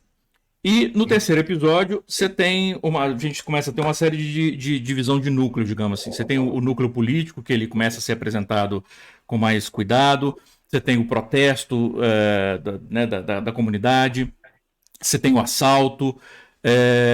Eu queria que você desenvolvesse um pouquinho, de novo, as dificuldades e os objetivos que eram necessários alcançar para você, ao mesmo tempo, apresentar esses núcleos diversos, mas não perder o ritmo, deixar clara a relação entre os núcleos, né, os personagens de um núcleo e do outro, e que também você falasse um pouquinho sobre o caos absoluto, que é o pós-assalto no final do episódio, né, depois do assalto. Lá tem um assalto, mas enfim, eu queria falar sobre aquele caos na estrada depois. Você sabe que é engraçado, porque o episódio 3 foi o primeiro que eu montei, e é isso, como eu não tinha lido os roteiros ali, o primeiro roteiro e meio, e durante algumas semanas eu não estava conseguindo ficar super focado aqui, né? Porque eu estava em mudança, com um filho pequeno, então eu levei um tempo para conseguir realmente engrenar. E eu tenho bem nítida a lembrança de que, assim, eu fui assistindo e montando as cenas, sabendo mais ou menos quem eram os personagens, mas, por exemplo, eu nem estava sabendo que eu estava apresentando o personagem X, que eu estava apresentando o personagem X, Y. Então, mas eu acho que naturalmente, por tudo que a gente falou aqui, né, com relação à qualidade de atuação, de direção e tudo mais, eu acho que naturalmente, porque em geral o que a gente faz quando a gente monta, a gente vai montando cena a cena e a gente joga tudo aquilo ali na nossa timeline, né? Pelo menos acho que é o comum, que a gente faz um levantadão, a gente levanta o episódio. E eu acho que a gente começa realmente a costurar, só depois que a gente levanta cena a cena, que a gente começa a entender como é que está a fluidez das coisas, né? Se a cena está longa demais, se justamente depois descobrindo que, putz, isso aqui é a primeira cena com esse personagem. Então, depois quando a gente chega nessa fase já de começar a fazer realmente as costuras, é que a gente começa a entender o que é que está de mais, o que é que está de menos. Eu não saberia dizer se houve desafio com relação a conseguir costurar essas cenas que apresentam esses núcleos novos. Tem, inclusive, a cena com a Leliane, se não me engano, era do episódio 2, né, João? Dela no açougue, que acho que foi pro 3. Originalmente, ela era apresentada no 2 e passou pro 3. Então é isso, a primeira metade do 3 virou essa coisa, apresenta a Irmandade, apresenta a Zez, apresenta a Leliane, virou um meio de episódio que apresenta muita coisa. Mas você acha que o fato de você não ter noção que você estava apresentando naquele momento, isso te libertou de alguma maneira? Foi bom? Eu imagino que sim, porque a gente não mudou muita coisa assim com relação a corte, né? Pelo menos na minha lembrança. A gente estava conversando que a gente não lembra mais tanta coisa assim do processo, né? Mas não me marcou no sentido de se houve desafio ou não em apresentar esses personagens. Eu acho que, como estava muito claro que a primeira metade do episódio seria isso, por isso que a cena com a Leliane foi para lá, eu acho que rolou naturalmente ser essa sequência de cenas, né? E tem bastante coisa, né? Porque depois tem o cemitério, que é quando o Baldo começa a se relacionar, tipo, conhece a mãe do Jeremias, é uma expansão ali que sai de fato, né, do universo bando para outras coisas começarem a acontecer. Mas talvez por não considerar que fosse realmente a apresentação dos personagens, acabou fluindo naturalmente. O que só prova um pouco a qualidade, né, de tudo que foi feito. Porque eu acho que foi bem tranquilo. E eu acho que só fui me dar conta disso depois, né? Vendo os outros episódios, vendo a série completa, que cai a ficha. Tipo, nossa, esse episódio está apresentando tudo. Porque até antes de eu começar a montar o terceiro, eu já tinha visto material do sexto. Então, a gente fica com a coisa um pouco fora, assim, de ordem. A gente não tem tanta lógica de putz, aqui eu estou fazendo isso, é isso. Acho que essas coisas vão cair na ficha ao longo do processo. Depois começa a modificar um pouco com o diretor, depois que vê os outros episódios, que aí a gente vai entendendo, mas não houve tanto desafio. E com relação ao caos, foi um caos. Eu estava lembrando hoje, né, de ontem para hoje, por causa da entrevista, né, por isso que eu voltei a olhar o grupo. Eu lembro que eu estava muito atrasado com relação a montar essa cena, que eu fui deixando por último, porque eu sabia que era muito problemático não, que era muito difícil, porque tinha muito material, era cena de ação, eu nunca tinha editado uma cena de ação daquele tamanho, e era tipo, você tem a preparação, você tem o assalto, você tem os caras na estrada, tiroteio, batida, e depois tudo aquilo lá com o Baldo e o bando. Mas eu vou ser super sincero, assim, essa sequência foi muito no instinto, assim. Eu montei, eu acho que eu assisti durante uns 2 dias e montei em no máximo 2 dias, aquilo tudo. O que não é legal a gente fazer na pressa? Não é, mas tem momentos nos meus processos que às vezes funciona muito, assim, que é tipo, se eu estava trabalhando 2 a 3 horas por dia, tudo meio quebrado, preocupado aqui com o filho. Nos dias que eu montei essa sequência, foi tipo foco total e conseguir trabalhar aquilo de forma fluida. E aquela coisa que você, quando a gente termina alguma coisa, a gente dá o play, né? E a gente vê que, tipo, porra, tá funcionando. Claro, aí você volta e vai mudando uma coisinha ou outra. O diretor também, quando depois que assistiu, a gente mudou um pouquinho, mas o grosso daquela sequência inteira, assim, 80% do que tá ali foi o que eu fiz numa primeira sentada, assim, para editar a cena. Que eu acho que o material me ajudou, e toda a tensão que existe em tudo aquilo ali me ajudou enfim, saiu de forma instintiva tudo aquilo, né? E é claro, o trabalho de decupagem, de direção, enfim, é claro, é fundamental. Mas a montagem numa sequência como aquela é absolutamente instrumental, porque é tão comum hoje em dia, quando eu falo hoje em dia, nos últimos 20 anos, você assistir a sequências de ação em que você vê até claramente assim, que houve, de um ponto de vista de direção e de mise-en-scène, de marcação de cena, havia uma clareza muito grande que foi completamente jogada fora na montagem para você substituir a clareza para poder melhorar no ritmo. Ou melhorar, entre aspas. E aqui não. E aqui o que eu sinto existe o caos, o ritmo, mas jamais é confuso. Você consegue perceber claramente a relação onde cada personagem está em relação a quem, indo para onde, quem está vendo o quê, e que eu acho que isso é instrumental e eu imagino dificílimo, né? Não, e foi muito essencial, né? Claro que tiveram alguns pontos que foram trazidos pelo Fabinho. Cara, a gente precisa focar, por exemplo, que tem hora que o Baldo atira, e se eu não me engano, eu tinha colocado o policial sendo acertado no peito e caindo. Eu falei, cara, não, tipo, o Baldo atirou, tem que acertar só na mão. Eu lembro que tem um take que tem uma ceninha que a mão do policial que estoura. Então a gente foi lá buscar essa ceninha para assim, para colocar o Baldo não como o cara que matou alguém logo de cara, mas que atirou só na mão, para poder prejudicar e tirar o policial de cena. Tiveram coisas que vieram depois, como as falas da Dinorah pro... Como é o nome do amigo do Lino, que matou a família do Ribamar? Alguém lembra? Enfim. Esqueci o nome dele. Ameaço? Ameaço? Não, ameaço não. Enfim. Não. Enfim, o cara que mata a família do Ribamar... a cara dele, não lembro. E que a Dinorah percebeu isso durante, não só na sequência de tiro, como depois, quando eles estão lá naquelas pedras, tiveram algumas falas que a gente gravou depois, para poder reforçar muito o quanto que Dinorah estava se sentindo vingada, né? Pelo cara ter morrido. Então, a gente colocou algumas falas ali depois, porque isso é uma sequência que constrói muitas coisas, né? Constrói, inclusive, a relação de Ubaldo com Dinorah. Quando ele tira ela do carro, que tem aquele momento que abafa o som e tira. Aquilo ali meio que foi uma das primeiras coisas que eu fiz na sequência. Tipo, eu tinha lá mais ou menos o esqueleto, mas aquele ponto ali era essencial para a trilha cair, que ele tira do carro, que os dois se olham, que tem aquele close super próximo. E aquilo ali até me serviu, inclusive, como um ponto ali de, tipo, o que vem antes, o que vem depois daquilo. Mas foi realmente desafiador. E Tainá, no quarto episódio, eu acho que, de certa maneira, você faz o oposto do que acontece no segundo episódio, do Ribamar, que eu acho também importantíssimo. Porque eu estava comentando, né, com o João. Se do Ribamar, no segundo episódio, tem aquela sequência toda concentrada num lugar e que existe uma tensão muito grande, no quarto episódio, quando você tem uma concentração de todos os personagens num lugar só, naquela confraternização, eu acho que talvez seja o primeiro momento realmente de grande leveza da série. E que é fundamental porque a gente tem que ver, como espectador, que aquelas pessoas se gostam. Senão perde o sentido. Por que eles estão juntos? Por que eles são um bando? E ali não, você sente não vou dizer carinho, não chega tanto carinho, mas existe uma sensação de camaradagem muito grande. E também um momento da Dinorah com o Lino, que vai ser o primeiro momento que a gente realmente vê o afeto grande que existe entre os dois. Mas, como eu falei, é muito diferente do que vinha acontecendo até então. Qual foi a sua preocupação? Você já falou um pouquinho sobre isso, mas se possível desenvolver um pouco melhor assim, mas a sua preocupação e os recursos, vamos dizer assim, que você utilizou para frisar essa camaradagem. Então, ali, essa cena é onde a gente vê os personagens desarmados, né? Nos dois sentidos, né? Estão ali curtindo, entrando na caixa d'água, tomando como se fosse uma piscina, né? Maravilhoso aquilo. Mas só que ali, no momento que você está desarmado, a gente consegue mostrar quais que são as reais intenções deles. Por que eles estão ali, né? Então, ali tem uma frase importante, que é quando o Baldo fala para o Sabiá, e aí, Sabiá, o que você vai fazer com o dinheiro? Ele fala, vou mandar para minha filha, que está precisando lá em tal lugar. Aí é quando o Baldo também chama o Jeremias, vamos trabalhar lá na loja, né? Que a loja, o ponto da loja também passa a ser um novo... Abre-se ali, né, uma nova história com aquela loja.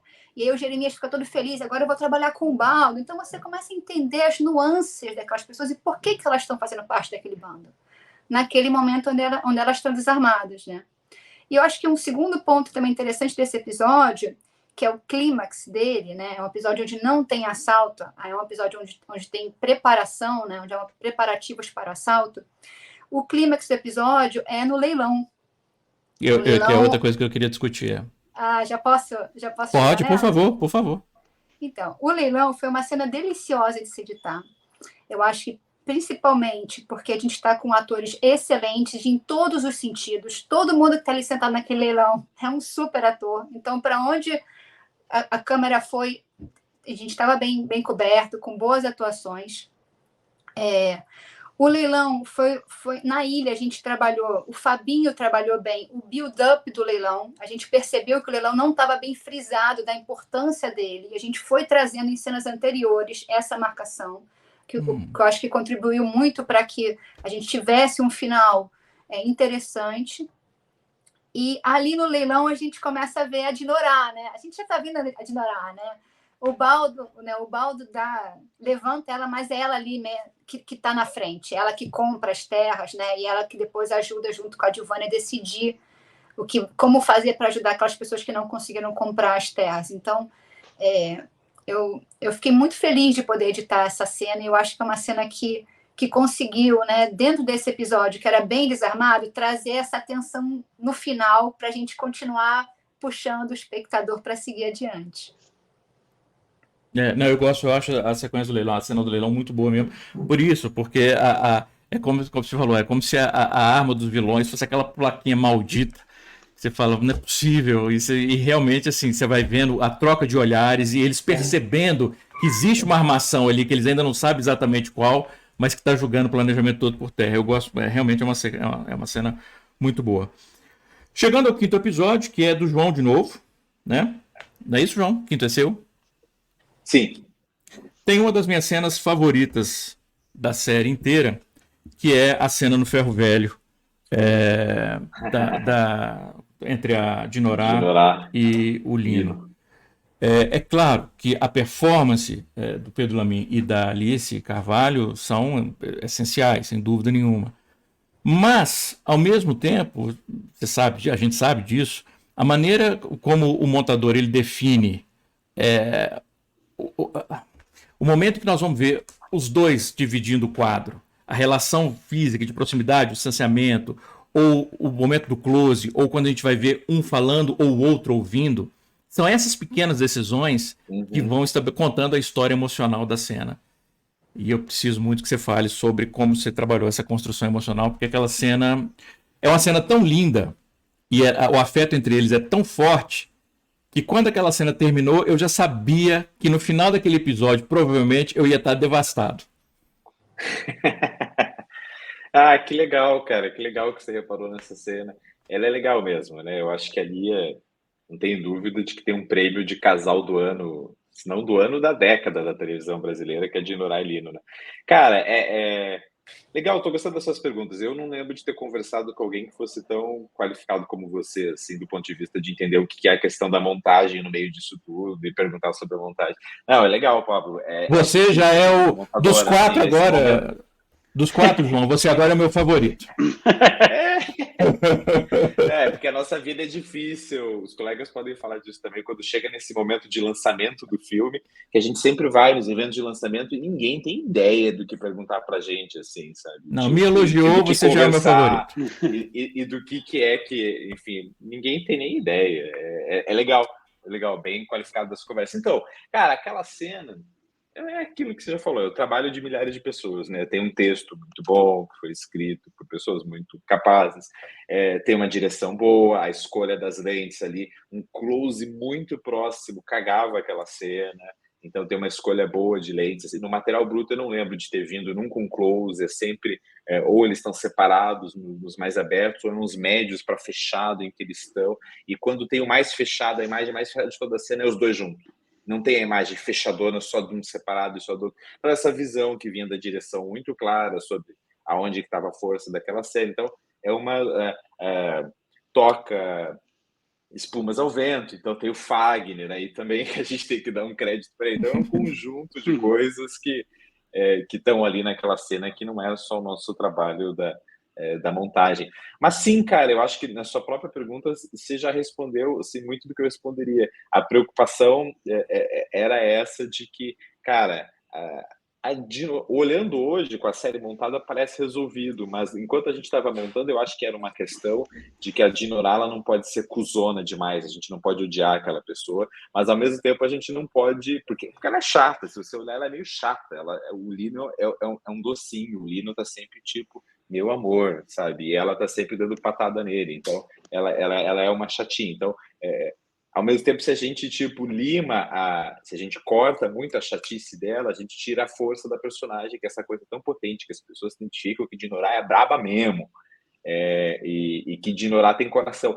Essa cena que você destacou, eu acho que essa é uma cena deles dançando no forró, que tem no episódio 4, que a Tainá editou que é anterior. Eu acho que essas são as duas cenas em que a personagem de Dinorah mostra esse lado mais fofinho. Então, tinha muito dessa preocupação de como medir isso nessa cena, porque a Dinorah tem vários takes da Alice trabalhando, né? Tem takes em que ela dá aqueles textos mais fofinhos, outros mais agressivo, e na montagem a gente usou as duas coisas. Ela começa agressiva e termina fofinha, e não são os mesmos takes, são momentos diferentes. A atriz, na sua inteligência ali, deu pra gente opções diferentes para trabalhar, assim, e então tinha a preocupação de construir esse desenho e de fazer bem isso que você falou, de usar a gramática básica do nosso cinema a favor, né? A gente vai começar essa cena pelo mais aberto possível, que eles estão se bicando, e vai encerrar no mais fechado possível, porque eles estão se amando, assim, o beabá do cinema mesmo, né, de usar ali as posições da câmera, e que funcionou muito bem nessa cena. Eu acho que se a gente tivesse tentado diferente, que era começar pelos fechados e depois abrir, não seria a mesma coisa, enfim. Então tem tudo isso, e esse arco do Lino, em geral, tinha uma outra coisa que eu queria falar também, que estava no episódio 2, que eu vou aproveitar para falar agora. Dos episódios em que eu trabalhei, as minhas duas preocupações eram maiores, era que a gente tem que acreditar que Dinorah e Lino são um casal que se amam muito para sentir a morte do Lino lá no final, porque a Dinorah é tão que eu tinha medo de que passasse para o público a sensação de que o Lino era só um peguete, sabe como? Assim, era só um divertimento dela, de que não era o amor da vida dela. Quando eu vi as cenas editadas do quarto da Tainá, eu fiquei um pouco mais relaxado. Não, aqui eu já deu para entender que que eles se amam e tudo mais. E quando chega nessa cena do ferro velho, é isso, entendeu? Tipo, essa cena, se alguém não ficou 100% convencido no episódio 4, é nessa cena a última oportunidade para se convencer de que o Lino é o amor da vida dela, porque depois disso ele já vai morrer logo em seguida, e se você não se convenceu que ele é o amor da vida dela ali, você não vai ser convencido pela morte dele adiante, todo aquele sofrimento, toda aquela coisa. Enfim, isso é bem legal. E eu queria aproveitar o gancho para falar sobre disso de ter medo e tal. Tem uma coisa do episódio 2 que eu queria ter falado no do episódio 2 e esqueci, que é que a coisa que eu tinha mais medo de toda a série, de todas as cenas que eu pude contribuir, que ninguém fala, é o negócio da galinha. Que Dinorah ela vai dar um tiro, ela tira a arma para dar um tiro na fuça do Ubaldo, porque o Ubaldo matou a galinha dela há 30 anos atrás. Isso é uma coisa super difícil de ficar bom, de dar certo. Porque imagine como é que você convence o espectador que está assistindo em casa que a motivação daquela personagem para ela matar o irmão é que quando o irmão tinha 5 anos de idade, deu um tiro na galinha favorita dela. E ela vai matar o cara ali, a sangue frio, entendeu? É muito difícil. Quando eu li aquilo no episódio, eu lembro de ter pensado, uau, ou isso vai ser brega e estranho, ou vai funcionar. E funcionou, e é muito legal. Então, já nem lembro mais, porque eu cheguei e disse, sim, para falar dessas coisas que são desafios, enfim, e que são muito legais, e o Lino Dinorah eu também encarava como desafio. Assim, que você olha para essa série, parece que os grandes desafios são as cenas de ação, e são mesmo putas desafios, mas essas coisas de você acreditar na Dinorah, porque às vezes ela é quase inverossímil, sabe? Assim, ela é tão que é tipo, e são coisas importantes assim, que deram muito trabalho, por isso que é action drama, assim. Acho que sem a parte do drama, essa série não aconteceria da maneira que acontece. Não, concordo. É engraçado você ter falado de vocês terem usado takes diferentes da Alice nesse quinto episódio, naquele momento em que alguns momentos que ela tá mais doce, outros que ela tá mais seca, e você usar tanto um quanto o outro, né? A atriz ofereceu possibilidades diferentes, você usou as dois, porque você me lembrou um pouco, e aí isso ilustra de novo o brilhantismo e a complexidade, como a montagem é um processo fascinante, eu acho fascinante, que me lembrou um pouco, desculpem a tangente, mas o Psicopata Americano, quando tem uma cena, não sei se vocês vão lembrar, que o William Dafoe ele vai conversar e vai interrogar o Patrick Bateman, né, o personagem do Christian Bale, e é um momento em que você não sabe, e o protagonista não sabe se o cara está desconfiando dele ou se o cara não está desconfiando dele. O que eles fizeram ali foi, eles rodaram a cena 3 vezes. Em uma, o William Dafoe interpretou a cena como se o personagem dele não tivesse desconfiança nenhuma. A segunda versão, ele fez a cena toda como se o personagem dele tivesse certeza que o Patrick Bateman é culpado. E a terceira, como se ele estivesse sondando. E na montagem, cada vez que cortava para o William Dafoe, eles usavam uma versão diferente da cena. Então, nem o protagonista, nem o espectador sabia o que ele estava sentindo, porque às vezes vinha de uma em que ele desconfiava profundamente, e a outra que era a versão do ator em que ele não desconfiava nada. Eu acho isso, enfim, desculpem, tá, gente, mas é porque me lembrou um pouco isso. Não, mas é legal, e é um elogio para o nosso trabalho, porque é justamente disso que se trata, que as pessoas não sabem, mas que é isso, assim, a graça da cena está em você misturar diferentes tons, né? Bom, chegando ao 6º episódio, e lembrando, né, o João, ele, nesse momento, se alguém estiver, né, marcando a pontuação, ele é o meu favorito, me elogiou, então cada um agora vai ter uma chance para assumir a posição de favorito. Não, tô brincando. No 6º episódio, volta a ser do Renato, tem uma longa sequência que eu acho extremamente evocativa, ela gera uma ansiedade muito grande, e ela constrói a presença de um personagem através da ausência dele. A gente sente a presença da Dinorah com uma intensidade imensa, sendo que ela está ausente a maior parte do episódio. E que é aquela busca por ela. Eu queria, Renato, você desenvolver um pouquinho sobre a abordagem naquela sequência, né, da busca, para ressaltar não só a vastidão daquele espaço, né, a dificuldade da tarefa de encontrar uma pessoa ali, a ansiedade crescente dela e do espectador de saber o que aconteceu com a Dinorah, e também aproveitar e falar que é o único momento que você tem na série em que é o momento em que a gente foge do realismo, digamos assim, da vida real, que é o momento da alucinação, com o Lampião e a Maria Bonita. Então, se você puder falar um pouco sobre essa sequência toda e sobre essa alucinação. O Ali, quando a gente até conversou antes, né, de montar essa cena, que ele ressaltou muito o quanto que ele queria usar muito, né, do que foi feito ali em termos de material, por causa da busca, porque são planos absurdamente lindos e tinha muito material, obviamente, porque ele estava ali pegando um final de dia com tipo um pôr do sol maravilhoso, com um Lindíssimo. monte de contraluz, com os atores super exaustos, o que funcionou muito, né, para a cena. Então, uma coisa que foi muito importante, que se não me engano, acho que a aparição da Dinorah, acho que ela até apareceria um pouco antes. Quando ela começa a aparecer, que já está meio que anoitecendo, que ela está andando por uma mata, se não me engano, tinha planos um pouco mais diurnos dela ainda, meio que fugindo, e a gente tirou isso da montagem que tinha em algum momento, justamente para que tipo, ela só aparecesse lá para frente, e que a gente ficasse muito mais focado no Baldo, na Giovanni, em todo mundo que estava ali junto. É engraçado, né? Porque por exemplo, o João é um cara que é super eloquente e fala muito bem de todas as decisões que ele tomou. E eu sempre sinto que, no meu caso, é sempre tudo tão no instinto e que eu não penso e analiso tanto as coisas que eu estou montando. Isso eu já falei, eu falo na terapia, isso, inclusive. Que pede para explicar, eu falei, cara, eu não sei dizer como é que foi construído, né? É por isso que eu acho que é sempre, e é o que muitos montadores falam, né? O material dita muito assim o que é que a cena quer ser, né? O que é que a sequência quer ser.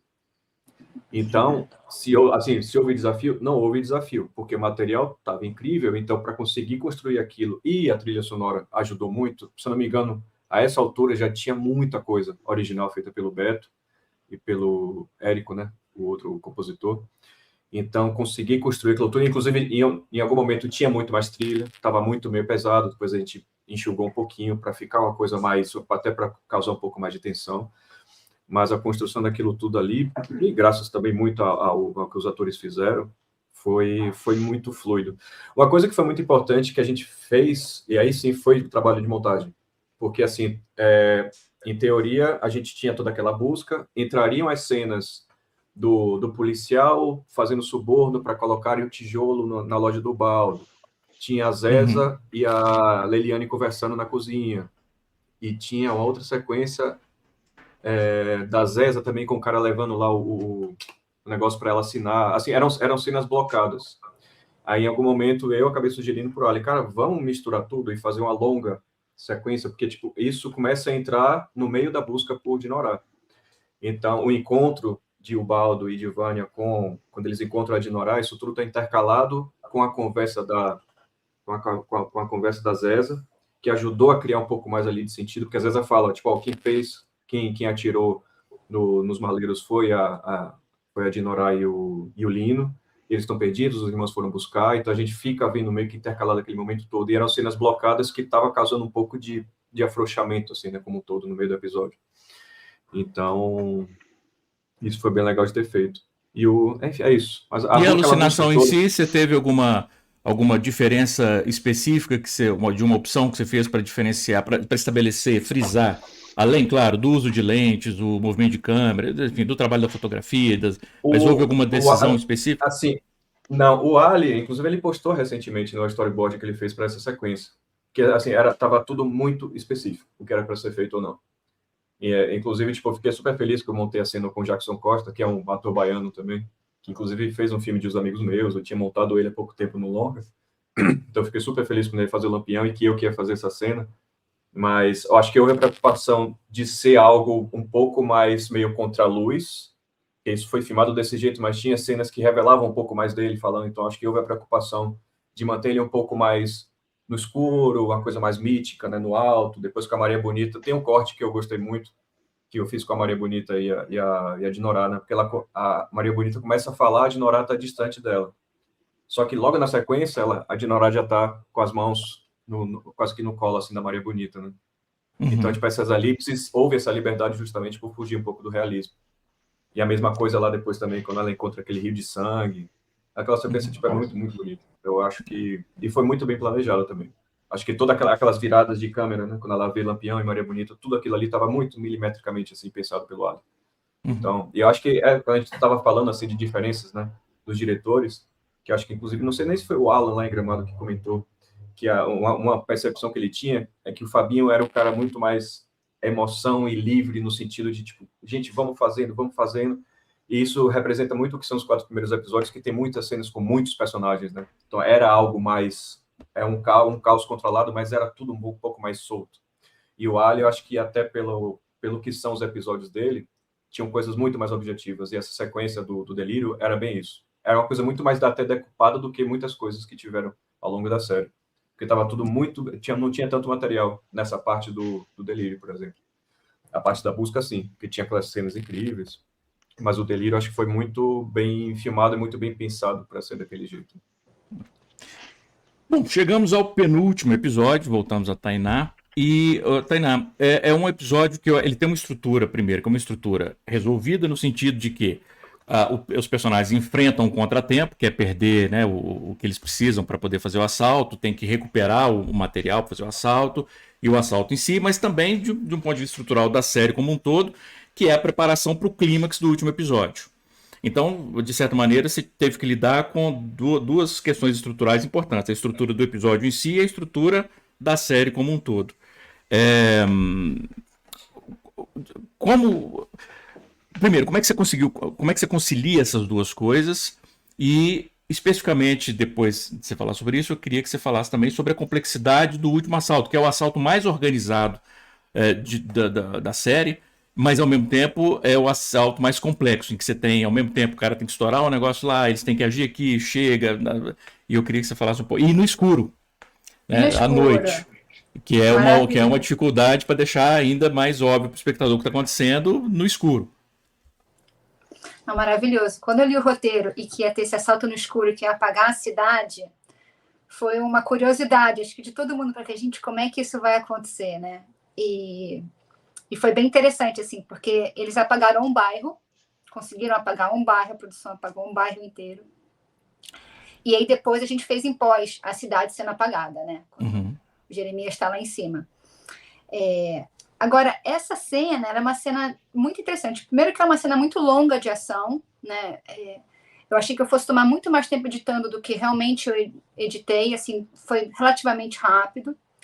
E é uma cena onde há um assalto que a gente chamou de cirúrgico, né? Tudo é muito bem planejado, tudo é muito bem pensado, e a filmagem e a edição vieram junto com essa ideia.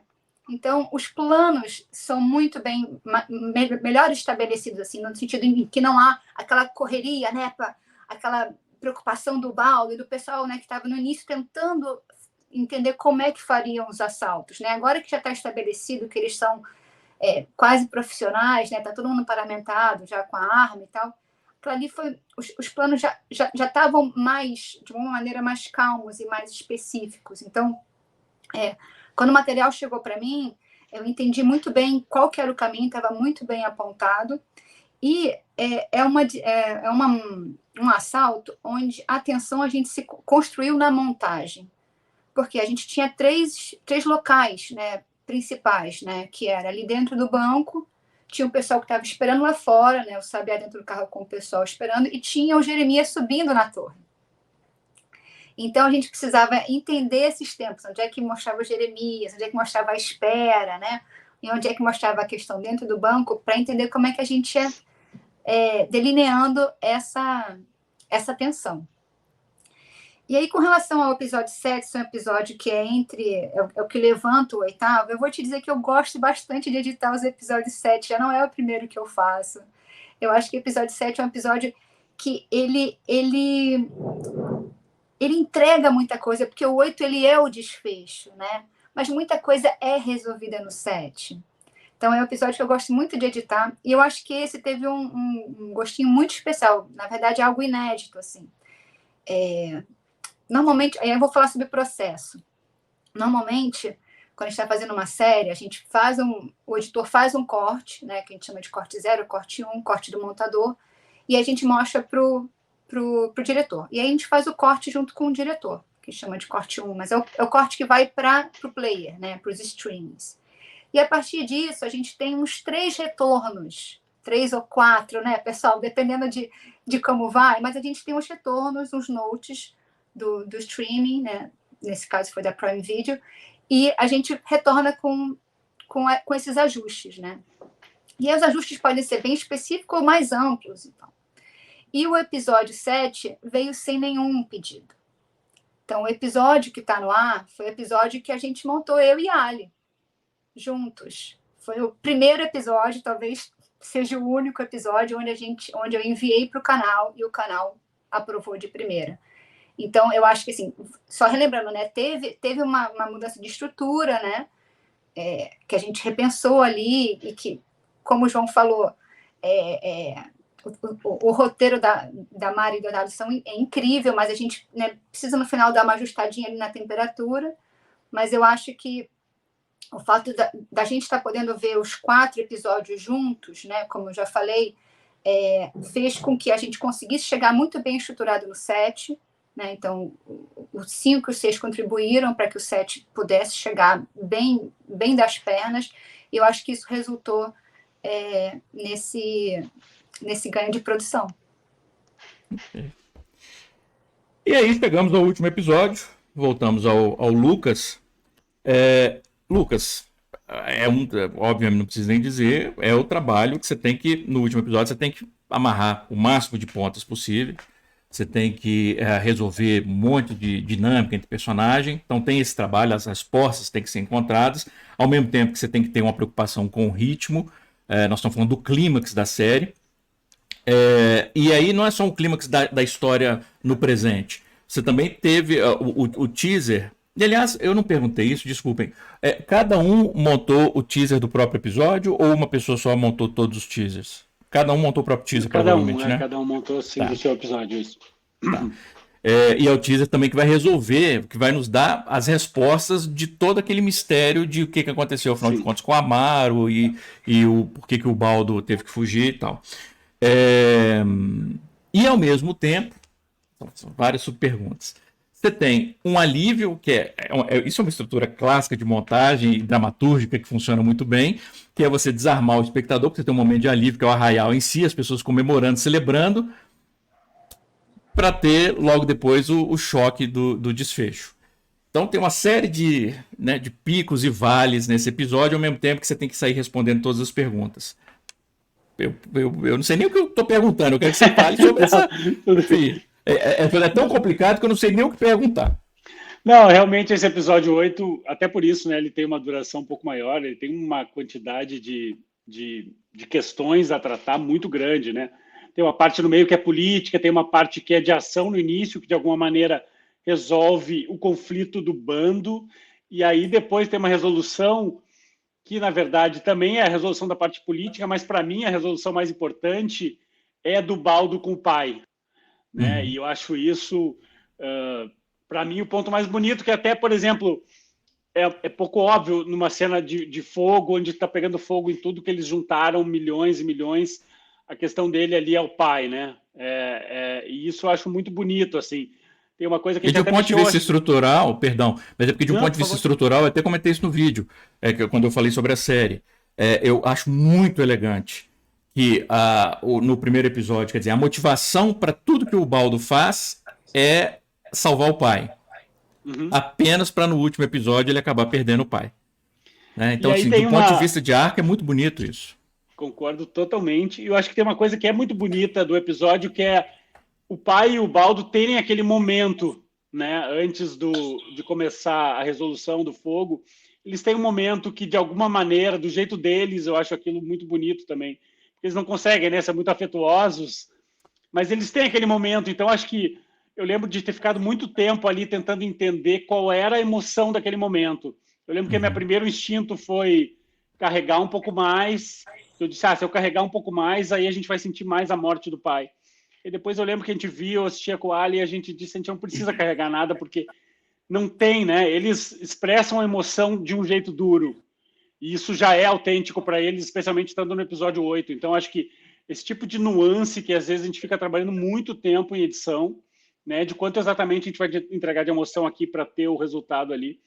Eu acho muito bonito o jeito que ficou, o tamanho da cena, que eles conseguem dizer um para o outro que eles se gostam e que ele respeita o pai que ele foi e que ele fez o que ele conseguia. E a partir dali a gente tem a perda. Mas, enfim, voltando para o início. de fato, o teaser também já tinha isso, né? Ele já tinha, é engraçado, né? Porque é uma resolução no início do episódio. E é uma resolução muito importante de entender a questão do porquê que o Baldo foi embora, né? Como morre Amaro Vaqueiro, né? Que é uma questão que move tudo. Isso também acho que justifica muito quem é o Baldo, né? Ele ter vivido uma experiência daquelas de matar alguém, né? Com aquela idade e tal. Obviamente que isso impactava ele não lembrar e tudo mais. Isso volta também no julgamento, né? Então, eu acho que tinha um equilíbrio que eu achava difícil, que era aquela parte mais política da eleição, né? Era uma parte que obviamente não tem tanta força como todo o espectro emocional que tinha a Dinorah, a resolução da Dinorah também, né? Ela tem uma cena de extrema violência quando ela mata o Ameaço e depois ela consegue se libertar um pouco, se permitir sentir a dor daquilo. Eu lembro também que debateu muito sobre como ela teria esse momento de libertação, né, na praia. Isso também foi uma coisa que ficamos muito tempo, se era mais emocional, se era mais de raiva ainda, né? Então, acho que tem um lado que é muito bonito de fazer o episódio 8, que é isso, né? De alguma maneira, a gente já gosta daqueles personagens, a gente já entende tudo que eles viveram nos 7 primeiros, e isso acho que torna as decisões mais naturais no 8º. E tem também, claro, uma cena de ação de 11 minutos, né? No início, que é uma cena extremamente difícil de fazer, achei muito, muito difícil, porque é uma cena que tem 2 lugares, né? Tem e que também tem um pouco isso que tu falou, né? Do alívio. Eles estão ali brincando e rindo, o que a gente vai fazer com o dinheiro? E aí começa o ataque, né, do bando do Ameaço, que é muito violento. E de novo, estabelecer a geografia ali é muito importante. Exato, você vê a estratégia de cada um. Isso é muito legal, porque foi a grande questão dessa cena, por incrível que pareça, entender a geografia, porque a cena foi rodada inteira dos 2 lados, né? Eu lembro até que eu estava estudando o David Hockney, que é um pintor britânico, que ele tem isso nos quadros, né? Sempre 2 pontos de vista. E a gente começou... Então, na verdade, a cena foi muito trabalhada nesse sentido. Nisso é só eles não sabem de onde está vindo a ameaça. Então é legal, eles estão perdidos, e aí o espectador está perdido. E aí depois a gente introduziu elementos só de armas, sem saber de que lado eles estão. E aí depois que tu apresenta a geografia, então dá um certo alívio, né? Eu tenho a impressão que o espectador sempre gosta, se sente muito confortável quando ele entende a geografia da ação, que eu acho que é uma coisa que a gente vê muito problema em alguns filmes, né? Quando a ação é muito confusa, a não ser que tenha, obviamente, um objetivo muito específico nisso. Mas então acho que ali são várias etapas da cena, até o ponto que o Sabiá sai com o balde, eles tentam dar a volta, e depois parte também para a cena que a Dinorah persegue o Ameaço. Então na verdade, era quase um curta-metragem de 11 minutos, porque tinha uma série de momentos dramáticos diferentes. O final também, onde o Baldo executa eles, né? Era uma coisa que também a gente trabalhou muito. De novo, meu primeiro instinto foi carregar o momento. Então, o Baldo ia em cada um, olhava, entrava música, olhava o olho, o cara implorava para ficar vivo e aí ele atirava. E a gente trabalhou também para entender que o Baldo, de alguma maneira, ele já estava livre ali. Então ele não precisava mais fazer isso. É interessante, porque vocês vão... É um quadro aberto, é distante, é coisa super frio, impressionante. Né? É frio, porque ele já perdeu. Ele, na nossa visão, naquele momento da série, ele já perdeu aquilo. Ele não teria mais isso. Ele não teria mais até essa piedade, ele já se transformou, né? Ele cumpriu a curva dele lá do início, da primeira vez que ele vê o grupo, no episódio 2, que ele está ali totalmente perdido diante daquele grupo. Então, acho que esse tipo de construção que permeia 8 episódios acaba sendo, para mim, um dos maiores trunfos da série para ela funcionar tanto. Assim, cada curva de cada personagem ter sido tão bem estabelecida e, na minha visão, bem concluída no final. E eu gosto também muito do final, a coisa de realmente ficar um pouco em aberto, aquele fogaréu, né, que destrói tudo, de alguma maneira... Acho que travou. Eu travei? Acho que o Lucas caiu. Eu tô aqui. Para mim, ele tá aqui. Ué. Oi, Lucas. Você falou, desculpa, que deu uma travada. Você falou assim, eu gosto muito do final. Não, justamente eu acho que também foi uma coisa de se a gente devia acabar ali no balde, se acabar no fogo, né? O fogo tinha uma coisa muito poderosa. Então, de alguma maneira, simbolizava o fim realmente de uma temporada. E, de alguma maneira, se for ter segunda temporada, vai ter que ser um recomeço. Então, acho também muito poderoso como final. Gente, Nós estamos aqui conversando há quase 2 horas, eu não esperava que fosse durar tanto tempo. Obrigado pela paciência. Eu ficaria conversando ainda mais tempo, porque eu acho isso, assim, eu acho mergulhar no processo de vocês para criar, ir na lógica, nessas pequenas decisões que vão se somando para criar esse efeito magnífico que a série cria, enfim, como apreciador, não nem só como crítico, como apreciador de cinema, como cinéfilo, eu aprendi muito nessa conversa e obrigado por isso, obrigado pela generosidade de vocês. E mais uma vez, parabéns pelo trabalho magnífico que vocês fizeram, todos vocês. Bom, obrigado. Obrigado, Pablo. Obrigado você pelo convite. Pela oportunidade, Valeu, isso. Muito bacana a gente poder trocar ideias sobre montagem, assim. Muito, muito bacana mesmo. Ainda bem que o Renato encabeçou isso daí e o Pablo abriu esse espaço. E é sempre É verdade, ninguém dá espaço para editores. O nosso trabalho é tão isolado e quase nunca se fala, né? É muito engraçado todos os elogios que a série vem recebendo. Você encontra um ou outro que fala, tipo, nossa, montagem é muito boa e tal. É sempre tudo, fotografia, ator, roteiro e tal. O nosso trabalho é uma coisa meio invisível, de fato, né? A gente sabe disso. E o nosso trabalho em si, essa coisa meio isolada e tal, talvez por isso que a gente acabe até falando mais, porque a gente sente muita vontade de falar do processo, né? Então, isso acontece muito. Tem um podcast, o Sala de Edição, que trata de montagem, que a gente já tem 100 episódios, que a gente participou bastante, que é sempre... Repete, eu perdi o nome, repete o nome? Chama Sala de Edição. Sala de Edição. Que se fala de montagem e a gente sente isso. Ou assessor de imprensa, faz o trabalho direito. Se você vai divulgar o negócio, você tem que falar onde que as pessoas encontram. Não adianta você falar o nome. A pessoa quiser ouvir, como é que ela vai fazer? Como é que ela vai encontrar o Sala de Edição? Estão em todas as plataformas de podcast, se eu não me engano, porque não é meu, né? Então não sei se está em tudo. Que desastre! Que desastre, eu sou um desastre, falando sobre meus processos Mas é isso, eu estou muito feliz da gente poder conversar bastante aqui. E até para mim foi muito legal escutar várias histórias que eu não sabia, dos três aí, de decisões e coisas que... Para mim também foi muito legal. Que bom, gente. Um abraço tão grande a todos vocês e espero poder voltar a falar sobre os próximos trabalhos, porque eu acho importante realmente a gente escutar todo o pessoal inteiro da equipe criativa, e eu concordo com vocês. Eu acho que tem uma necessidade muito grande, uma carência de escutar mais, por exemplo, os montadores. E o tanto de coisa fundamental que a gente discutiu nessa conversa, quer dizer, o assunto não falta. Falta, eu acho, talvez o espaço, mas isso a gente vai corrigindo. Um abraço, então, grande em vocês. Obrigado e parabéns. Tchau, obrigado a você. Até mais. Tchau. Um abraço. Queridos, então é isso. Essa conversa durou quase 2 horas, 1h50 de conversa. Obrigado por quem acompanhou tudo. Eu acho que, enfim, deu para aprender bastante. Como eu falei com eles, eu mesmo aprendi. Assistam, quem não assistiu, assistam o Cangaço Novo. É uma série fantástica, até é importante, né, pela questão da audiência para a 2ª temporada e tal. E, bom, se eu não me engano, essa conversa está indo ao ar na quarta-feira, amanhã, de onde eu estou gravando agora, nós estamos gravando na terça. E hoje, quarta-feira, dia 30 de agosto, às 8 horas da noite, eu vou oferecer uma aula gratuita.